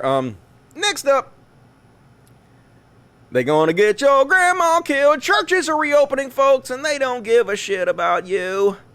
They don't give a shit about how many they're gonna kill. It's all just pageantry, folks. Let's watch this fucking pageantry. Basically, this guy has a cease and desist order of opening his overcrowded church where they don't social distance or do shit. And so he gonna make a big show of it and tear the goddamn thing up in front of everybody. So newsflash, Pharaoh doesn't get to dictate to God's people how they worship their God. God's the one that defines the parameters. God's the one that communicates His will and His plan for His church, not Egypt. And I'm telling you right now, with this cease and desist letter in my hand, the Bible says to the New Testament church, not forsaking the assembling of yourselves together as the manner of some is, but so much the more as you see the day approaching. And the closer we get to Jesus coming back, the more church we ought to be having, not less church. You're never going to get Now the second that's Jesus God's come back shit. parameters. So I'm tearing up this cease and desist order right here. Oh, I'm telling you man. right now, we're going to do it God's way. We gonna kill your grandma. Fuck your grandma. We're going to do it God's way. God wants your grandma to die. The coronavirus has a 1% death rate for people over 65. We gotta kill all y'all. Like, all preachers are actors, folks. This is a play. And they practice their little speeches. And you know, he was in front of a mirror, ripping up pieces of paper, practicing exactly how he was gonna do it when the time came, to pretend like he's this big fucking hero. Like, I'm standing up to the man. Nope. You getting people killed because you want your money, because you an evil, greedy con man, so fuck everything about you. And here's another example of that. Catholic bishop slams fake shepherds who closed church because of COVID. Yeah, the bishops and the bishop conferences and even the Holy See should insist on governments to give the churches at least the same rights as they give to the stores where people can buy food. Yeah. Going to church is the same as buying food, right? I mean, sure, you need food to live, and you'll literally die without it, but church is the same thing. You'll drop dead like a fly if you don't go to church, ain't that right? Bishops who not only did not care, but directly prohibited their faithful access to the sacraments, especially to the sacraments of the Holy Eucharist and the sacrament of the penance, behave themselves as fake shepherds who seek their own advantage. They're not seeking their own advantage, dude. It hurts them. They're losing money. They just care enough not to get people killed. Not all of them are fucking evil, greedy shitheads like you. Please keep your children away from this dude. That's all I'm saying. He is definitely diddling somebody's child. Maybe he's not. Don't sue me. Maybe he's not. Maybe he's an amazing man who has never diddled anybody's child. Maybe. Big maybe. So anyway, they're going to reopen churches, folks, and this is what it's like. Do any of these churchgoers know or care how to use a face mask? Nope. This is what it's like at churches. No social distancing. They have to wear it at some churches to even get to the door, but they don't give a fuck. Just pull it down, sing their hearts out. Yeah, Jesus, I'm covered in the blood, Jesus. Nope. Nope, you're not. And if you were covered in the blood of Jesus, that would be unsanitary. Might want to take a shower. And, yeah, this is what happened, folks.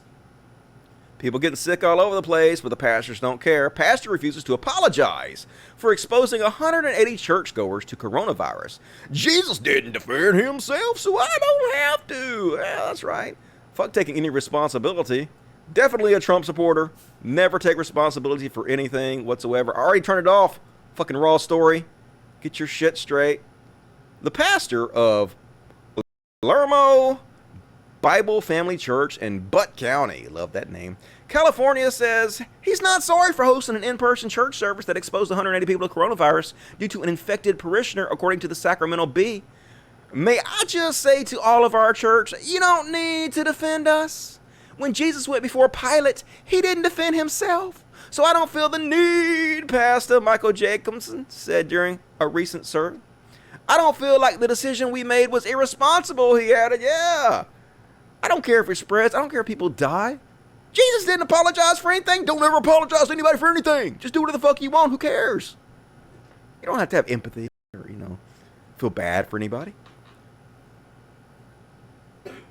It is still not known how many tested positive out of the 180 exposed, but I guarantee you several of them did. We are continuing an extensive contract tracing investigation. Lisa Malger, a spokesman for the county's health department, told the Bee, but they'll never know. They didn't do it intentionally, he said, referring to the congregant. It was never in my heart to put our church in harm's way. You didn't give a shit. You knew the risk, and you didn't give a fuck. Like, that's all of you motherfuckers don't care. You're delusional. You think some supernatural entity is going to protect you, but he's not because he doesn't exist, and you're going to get people killed. But don't worry, folks. Louisiana House passes bill allowing concealed weapons in church, so they can just shoot the coronavirus. Pew, pew, pew, pew, kill it dead. And so apparently there's a law in Louisiana, or there was a law, where if you want to do a concealed carry in church, you can't. You have to have the church's permission to bring guns on the premises. But now, it passed in one of the houses. It's still got to pass in the other one. But we're going to pass a law where you can just have a gun in church and don't have to tell nobody. It ain't nobody's business. Fucking bring that gun to church. Don't have to tell anybody. It's like your secret. It's nobody's fucking business but your own. Keep it a secret. Keep it in your pocket. Never know when you might gonna need it. What if Jesus comes back and you have to double tap that zombie motherfucker? So, I'm all for it. Conceal weapons in church? Sure, why not? Makes sense. That's faith in action. You're in church. Why is Jesus not protecting you? You're serving an all-powerful being. Why the fuck do you need a gun? It's almost like Jesus ain't got your back. I'm just saying.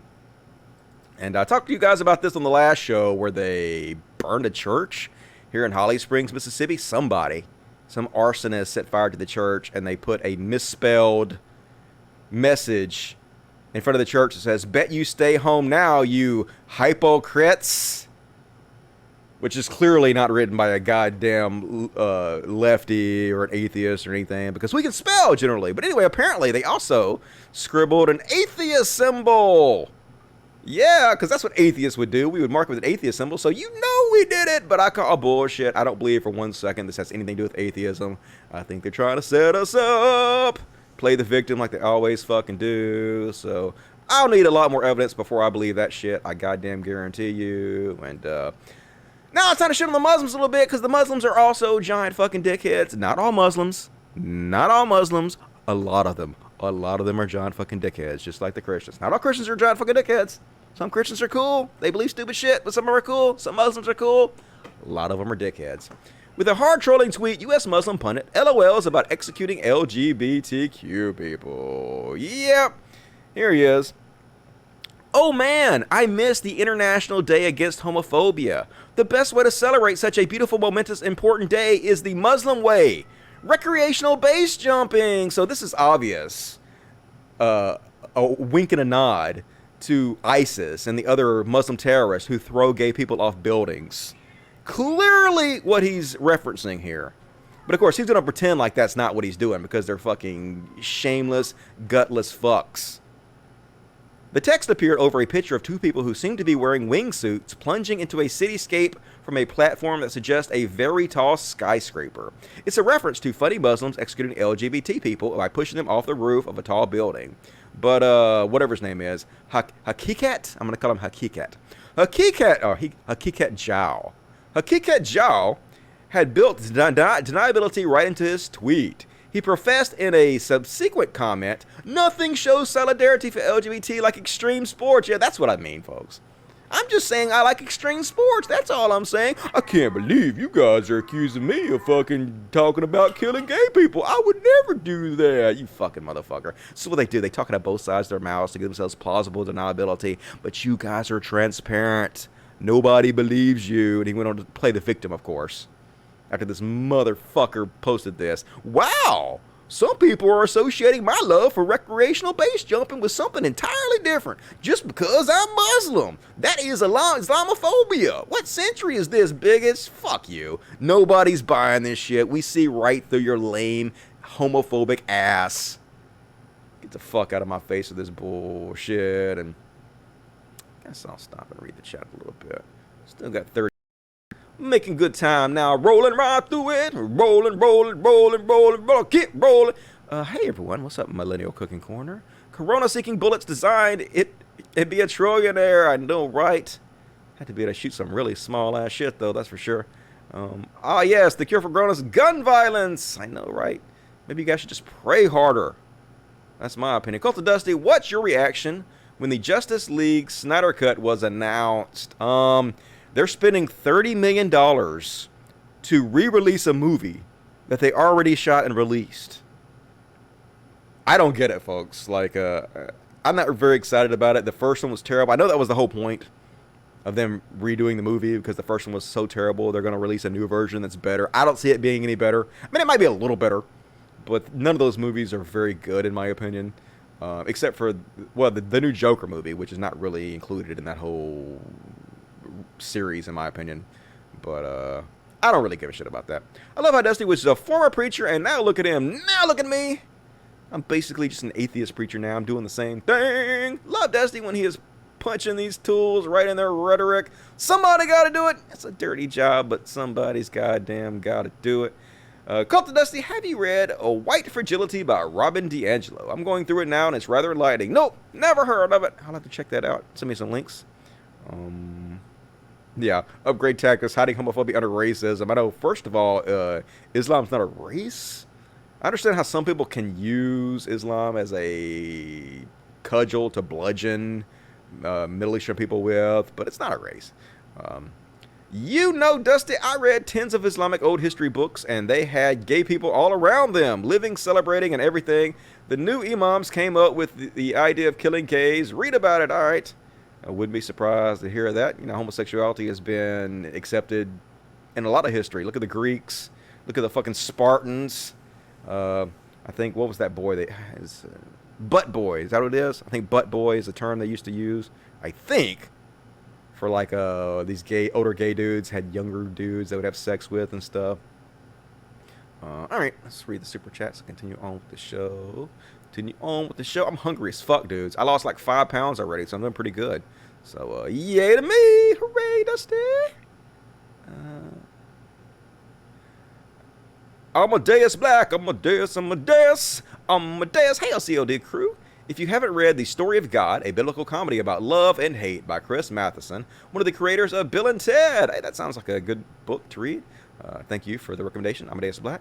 HS Ross, $10. HS Ross is being the champion of the Super Chats today. Intercontinental heavyweight champion of the world, HS Ross. The Bible story sucks. I know it's boring as fuck. overrated. They should have said that God is an alien programmer. That would have been way more interesting, and I could get on board with that. Satan is messing up the computer simulation, and the only way to fix it was for Jesus to go in and get erased forever. That sounds like the Matrix, except for Neo doesn't die. Spoiler alert.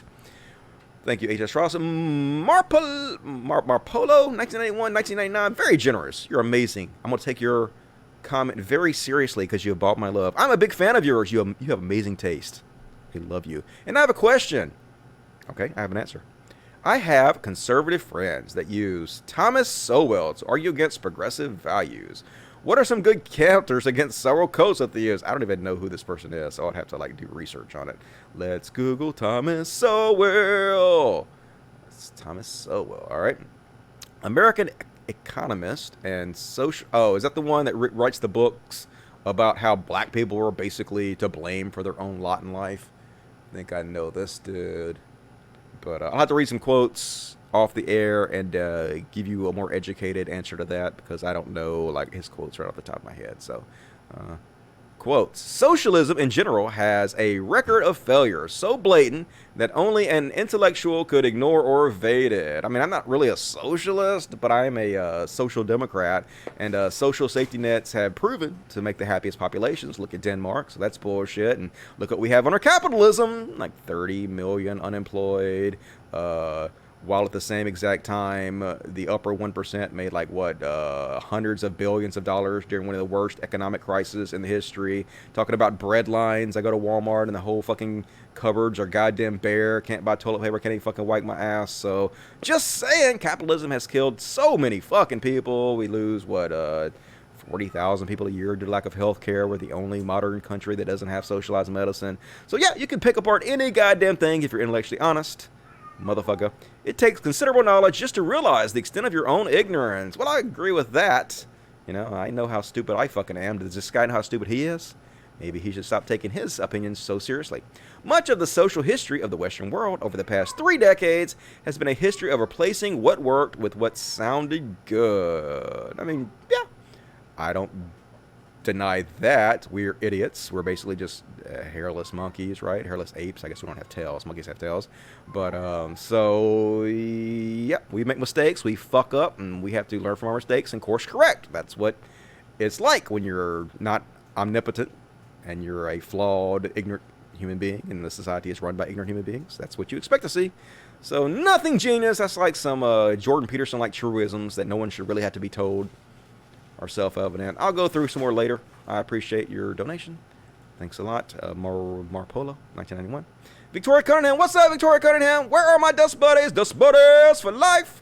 The fuzzies and the dogs need our love and support. Keep up the great work, Dusty. I will. I'm going to keep it up as long as you guys support me. Thank you very much, Victoria Cunningham. Love you. Calais Hardy, $2. I learned morality from Star Trek. I know, right? Star Trek had some amazing morality in it. Very progressive show, especially for its time. And it definitely progressed society way more. Well, I don't want to say way more than the Bible, because the Bible does have some good points about it. Some people did cherry pick out of the Bible and read only the good parts and use that to progress society. I'll admit to that. But the Bible is not necessary for that. We have outgrown it now. Our modern society doesn't need it in any way. We have, even more moral stories, like our superhero movies that teach us much better lessons than the Bible. We get all the good stuff without all the bad stuff, so we can jettison the Bible. Thank you for that. Jeannie Rue, what's up? The Enlightenment, then later, secularism, is what helped abolish slavery and help fight racism. Compassion and empathy are humans' greatest gifts, exactly. Empathy, that's all it really takes, right? I understand what you're going through. I wouldn't want to be treated like that. I'm not going to treat you like that. It's so simple. It doesn't require fucking supernatural forces or anything. It's ridiculous. MD499, how do you think Catholicism impacts society differently from other denominations? My family is kind of prejudiced. Cats everywhere, crashing on my shit. My family is kind of prejudiced against people who aren't Catholic. I mean, the Catholic Church is one of the most evil organizations in the history of mankind. They just suck the wealth out of the system, and they treat the poor incredibly horribly. Look at what Mother Teresa did. Mother Teresa thought suffering was actually good, actually brought people closer to God. So, yeah, the Catholic Church has definitely had sort of a monopoly on evil throughout history. They should be ashamed of themselves. Basically, they're paying to help pedophiles rape children.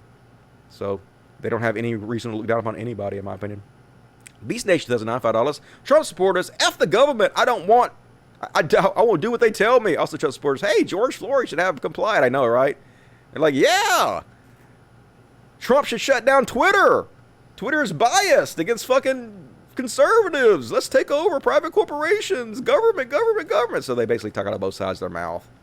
As long as it benefits them, they're all fucking for it. But when it helps like minorities or the poor people, oh my God, it's socialism. Then Sisoli, $4. For the impending flea war. Thank you. I need every dollar I can get against these fucking fleas. I've studied my enemy, folks, and I actually am starting to respect the fleas. They are a fucking amazing opponent. I'll talk about this more later. I want to write a whole like soliloquy. I'm going to write stories about the flea wars, but not right now.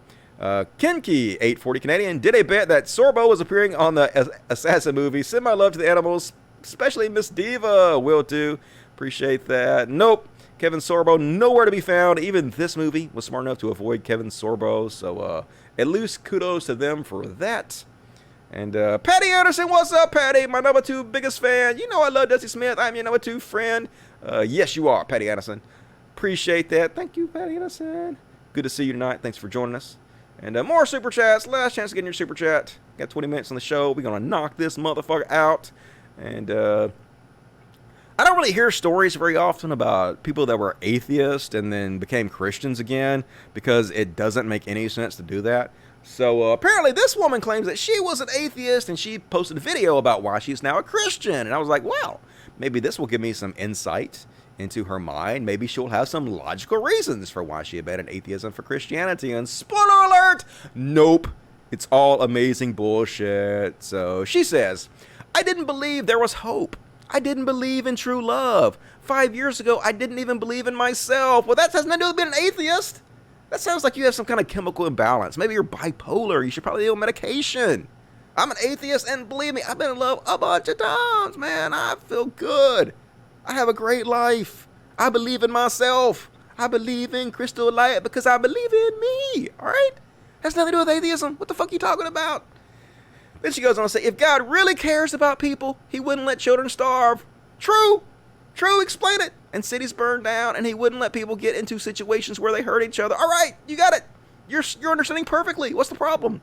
I just thought Christians were meddlers, and they took away the rights of people, and they were just trying to create this new world order. Yes!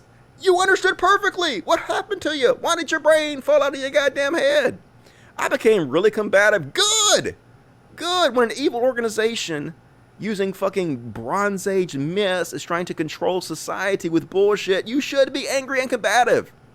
That is the correct response. Like, I'm not going to let them get away with this. This is a fairy tale. This is crap. Like, they cannot just come and fill people's heads with this fantasy. I know, right?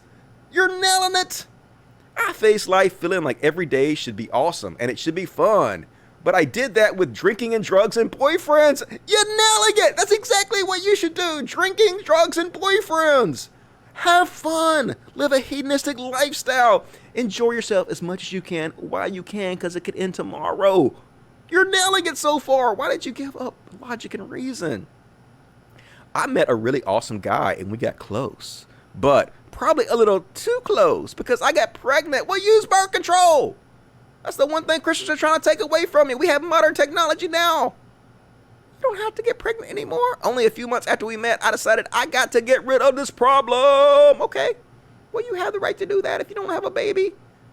Isn't that a good thing that you have the choice to do that? How on earth that was going to become a life? This had to be something bigger than me. No, it is. It's something bigger than you. Like the natural laws of the universe are bigger than you. The universe is bigger than you, right? Evolution is bigger than you.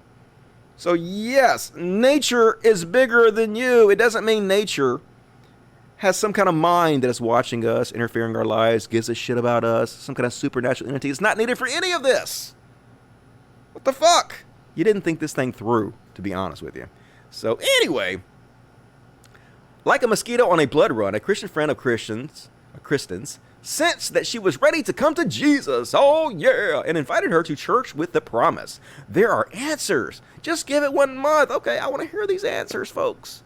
If there's a God out there, And especially if it's the God of the Bible, I want to fucking know. You know why? Because that motherfucker's mean and evil. I want to get on his good side before he tortures me forever. So you got evidence for this shit? If you got answers, please tell me. I'm desperate to find them. Christian recalls that the worship team performed Cannons by Phil Wickman. The lyrics contain lines like, "You are holy, great, and mighty. The moon and the stars declare who you are." So basically, this chick went to church and heard a song. And she's like, that song's fucking awesome. I believe in Jesus now. That's your whole fucking logic and reason. It doesn't make any sense. To Christian, that somehow became a revelation. I vividly remember thinking, wow, that's what I feel. You feel that you are holy and mighty and the moon and the stars declare who you are. What the fuck? The moon and the stars ain't never said shit. If you're hearing stuff, you might have like schizophrenia. That's one of the signs and whatnot. You know, having been an atheist, I doubt you were an atheist, and believing in science, yes. Well, maybe you did. If you believe in science, that's usually atheism. The moon and the stars declare who you are. It took me away from that happenstance. What? And it put me in the position of just like I was created and my baby was created. This whole world, this whole universe was created. No, it wasn't. It wasn't created. Look, all the matter that exists in the universe has always existed since the beginning of time, right? There was no before time started, right? And time started at the Big Bang, because all time is really just the tracking of the incremental amounts that the matter is spreading apart from each other, right? So before that happened, there was no time, there was no creation is needed. The default state of things is everythingness instead of nothingness. It seems like that doesn't make sense if you don't have the mind that can wrap your brain around it, but if there was ever absolute nothingness, there would still be absolute nothingness. But the fact that there's not absolute nothingness, the fact that things exist, prove that the default state of things is somethingness instead of nothingness, so creation is not necessary. Anyway, and they all proclaim what a power he is. Nothing proclaims what a power he is. What are you talking about? You heard a song that you like, you just got emotional, okay? Church can do that to you. It's like literally meant to hypnotize you. They have the rhythmic music and the swaying, and it's supposed to make you feel certain ways. That's a big part of the brainwashing, and you just got brainwashed with no logic in your brain whatsoever. And on a personal level, it says, I am so unworthy, but still you love me for me. This didn't make any sense. He can redeem good people and people who've made little mistakes and messed up, so you basically just jumped into the whole Christian bullshit without any evidence whatsoever. He doesn't redeem women who are pregnant out of wedlock who have a path of emotional change behind them. Okay. I called his name. Now she's about to feel guilty about being an atheist. I called him names. I laughed behind his back. I mocked him in public. You didn't mock anybody, dude. He doesn't exist. If he does exist, if Jesus does exist, he was just a man, a con man, or a cult leader who had no supernatural power. So don't sweat it. He dead. He don't know. You know, and I realize, you know, I'm no different than all those people that were right in front of him as he bled. Bullshit. I'm waiting for those people. I didn't stand by and let anybody get killed, okay? Don't put that evil on me, Kristen. And if he went for them, he went for me too. It's a struggle to believe every single day that Jesus really did die for me. Yeah, it's a struggle because it's bullshit and your brain knows it's bullshit. So you have to continuously re-brainwash yourself to believe it. What the fuck? And when someone shall I believe now, I remember being that person. I promise. If you give me just a few minutes, I'll talk with you about it. Maybe we should have her on the show.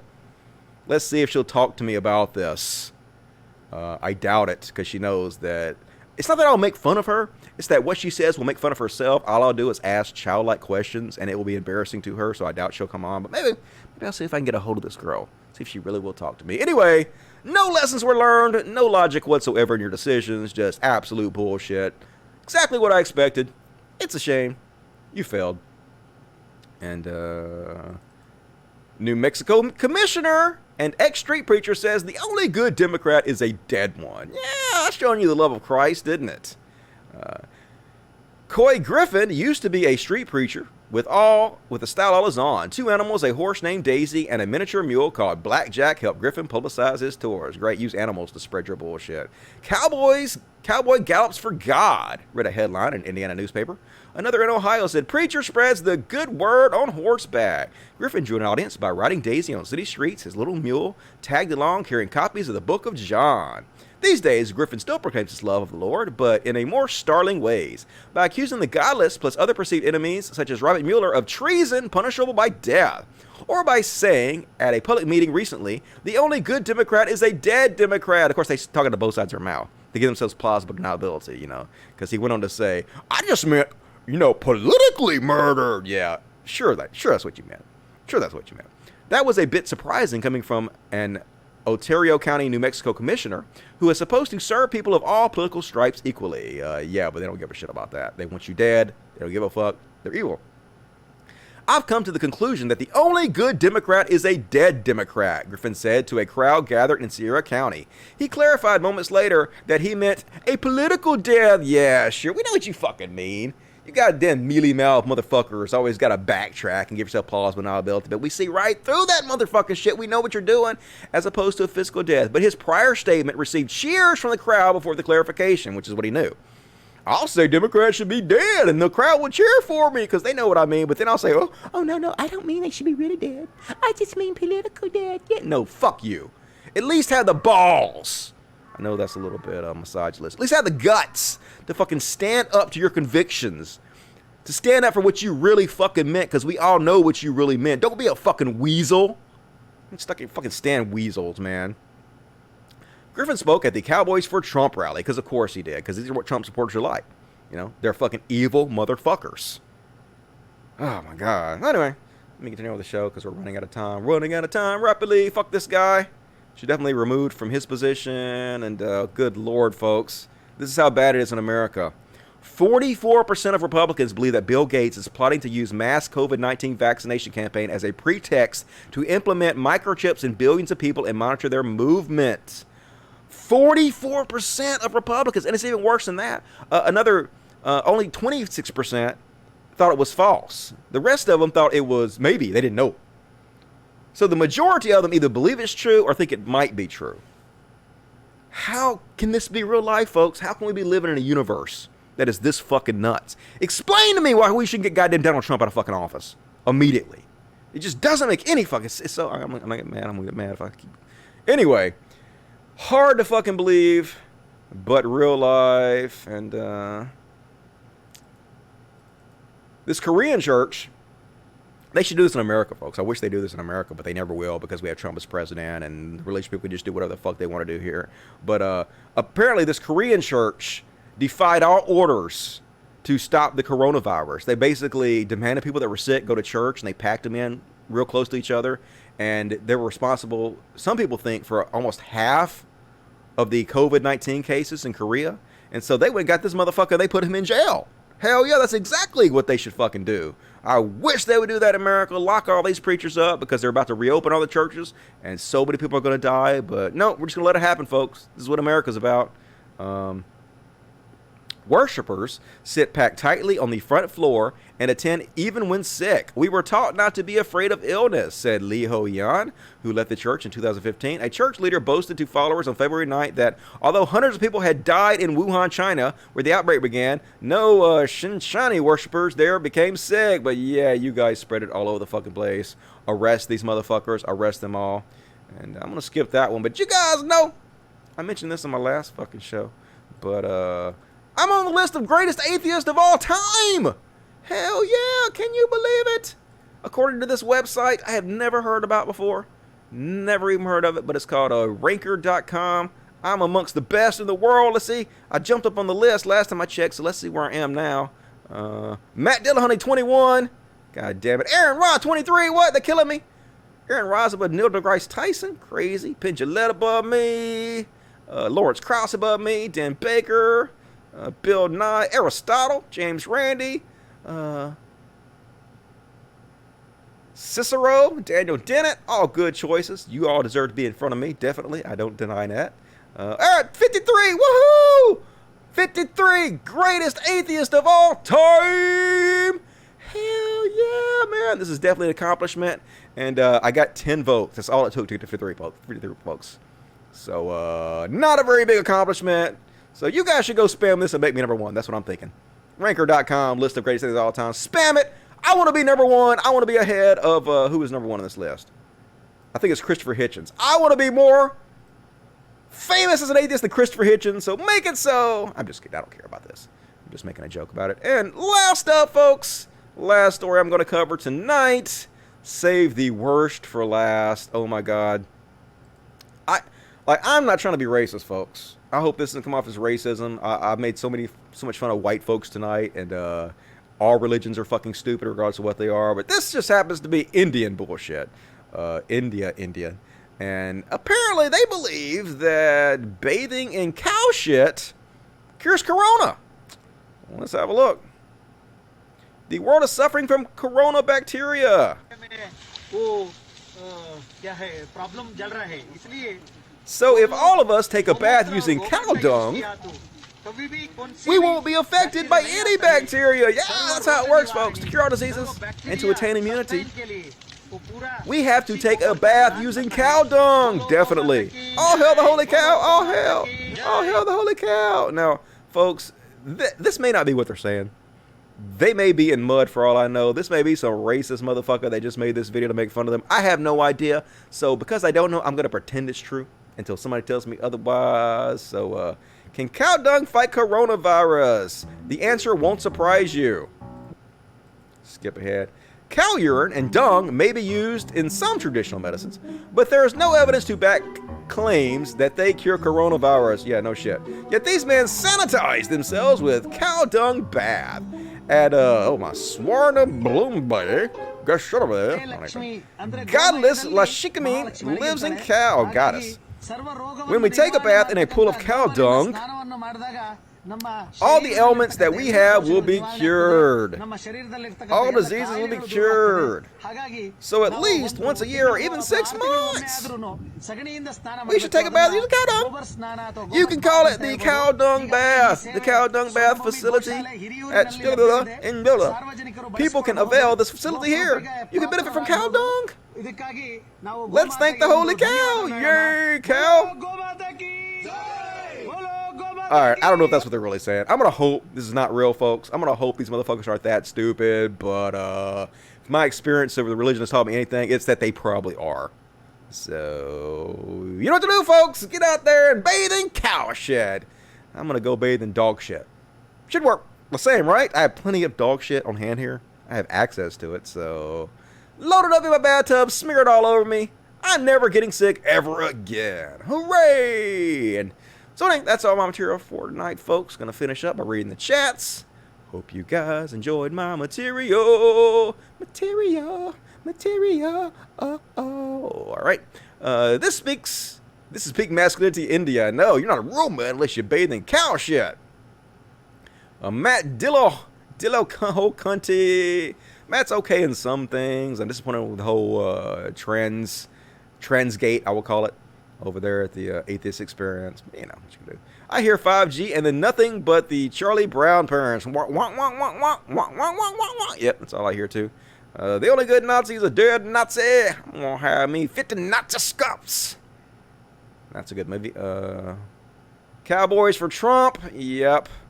I heard that police guy who kneeled on the black guy's neck until he died was at a rally. Policeman for Trump. Was a big Trump supporter. Not surprised. We'll talk about that on Friday's show. Big Bang. Big Bad Voodoo Daddy is cool. Yep, heard that. I sang the Messiah as I am an atheist. Okay. I love how they say they become religious because certain things in life are not satisfying them, but they never ask the God they believe in why he created those things so poorly. I know, right? He's a fucking piece of shit. Definitely. He could easily change things, but he won't. There's no explanation for it. Fun fact, church songs are designed to indoctrinate you through repetition. Yes. You ever seen those videos where they play church music over and over again, and then the, like Benny Hinn goes, touch, and the whole crowd falls out? It's because they're hypnotized by the trance that the music puts them in. So there's lots of psychology behind it. Been doing that for years. Cannabis are only friends until they run out of food. Oh, cannibals. All right, cannibals. I was like, yes, cannabis is friends. One of my best friends, cannabis. All right, let me finish up. I'll read in the super chat. Let me read the other chat first, and then I'll finish up. See what you guys got to say. Nothing, no shit. Looks like loads of shit to me. I know, right? Also said how badly you could beat the slaves. Yes, it did. Taught you to beat your slaves. Taught you to beat your slaves. Christianity is evil. It teaches you how to beat your slaves. You know I love Dusty Smith. I mean, number 2 friend. Yep, I read that. I despise Mother Teresa. Yep, she was definitely evil. Fuck Mother Teresa. Fucking Christopher Hitchens owned her, exposed her. Boris Stingy is not being stingy with his £5. Thank you, Boris. Have you ever heard the Jonestown Massacre? Of course I've heard of the Jonestown Massacre. It is a brutal example of how these religious cults can seriously brainwash so many people. Yeah, there's actually audio of all those people being killed, and some of them were drinking the Kool-Aid, the poison Kool-Aid from Jim Jones, and some of them were just basically murdered by Jim Jones' henchmen, and they like have the whole thing on audio. It's really disturbing to listen to, but it's out there if you guys want to hear it. Thank you, Boris Stingy. HS Ross, another $10. Thank you, HS Ross. Very generous tonight. I think more recent biblical writings are more progressive. Jesus and early Christians were part of the left-wing movements in Judaism and Greco-Roman thought. Earlier thought was even more backwards today, but yeah, I mean, there's still problems in the New Testament, but it's definitely a major evolution and advance over the old shit. The old shit was really, really fucking evil. So thank you for that, HS Ross. And HS Ross went on to say, so sad Hitchens went out as a warmongering shud. Yeah, he did. He was a supporter of the Iraq War. I guess he hated Muslims so much that he didn't really give a shit about what happened to him. So very sad to see. He was right about a lot of things, and he was definitely wrong about that, in my opinion. Appreciate that. HS Ross. Spanky Regional says, love the RBS podcast. Thanks for doing this, Dusty. No problem. As long as you guys keep supporting me, I will be back to do it again next Wednesday. And if you want to see me get back Wednesday, please consider becoming a Patreon. Patreon.com/Codcast. There's a link in the description of this video. $1 or $2 a month, $5, $10, whatever you can afford. Gotta be some of you out there who are pretty well off that can help out. So I'd appreciate that. Please support the art you enjoy so it doesn't go away. Folks, I will be back on Friday. It's only 2 days away to do a political show and Progressive Talk Live. Looking forward to doing a good show for you guys. I already have a bunch of information already saved and put. I didn't even do this fucking goddamn it. I didn't goddamn push the button. Stupid Dusty. What you gonna do? So anyway, love you guys so much. Appreciate it. Please like the video. Please leave comments. Please add it to your playlist. Please share the videos on social media. You guys are the only choice I have to grow because YouTube's fucking me over. So please help out. See you guys Friday. Love you very much. As always, till next time, fuck God and love logic. Fuck yes. Good night, everybody. This is the greatest show. Everything you ever want and everything you ever need. It's here right in front of you. This is where you want to be. It's everything you... Come on, play the fucking song already. It's not playing. Play. God damn it, play. Everything you ever want. It's everything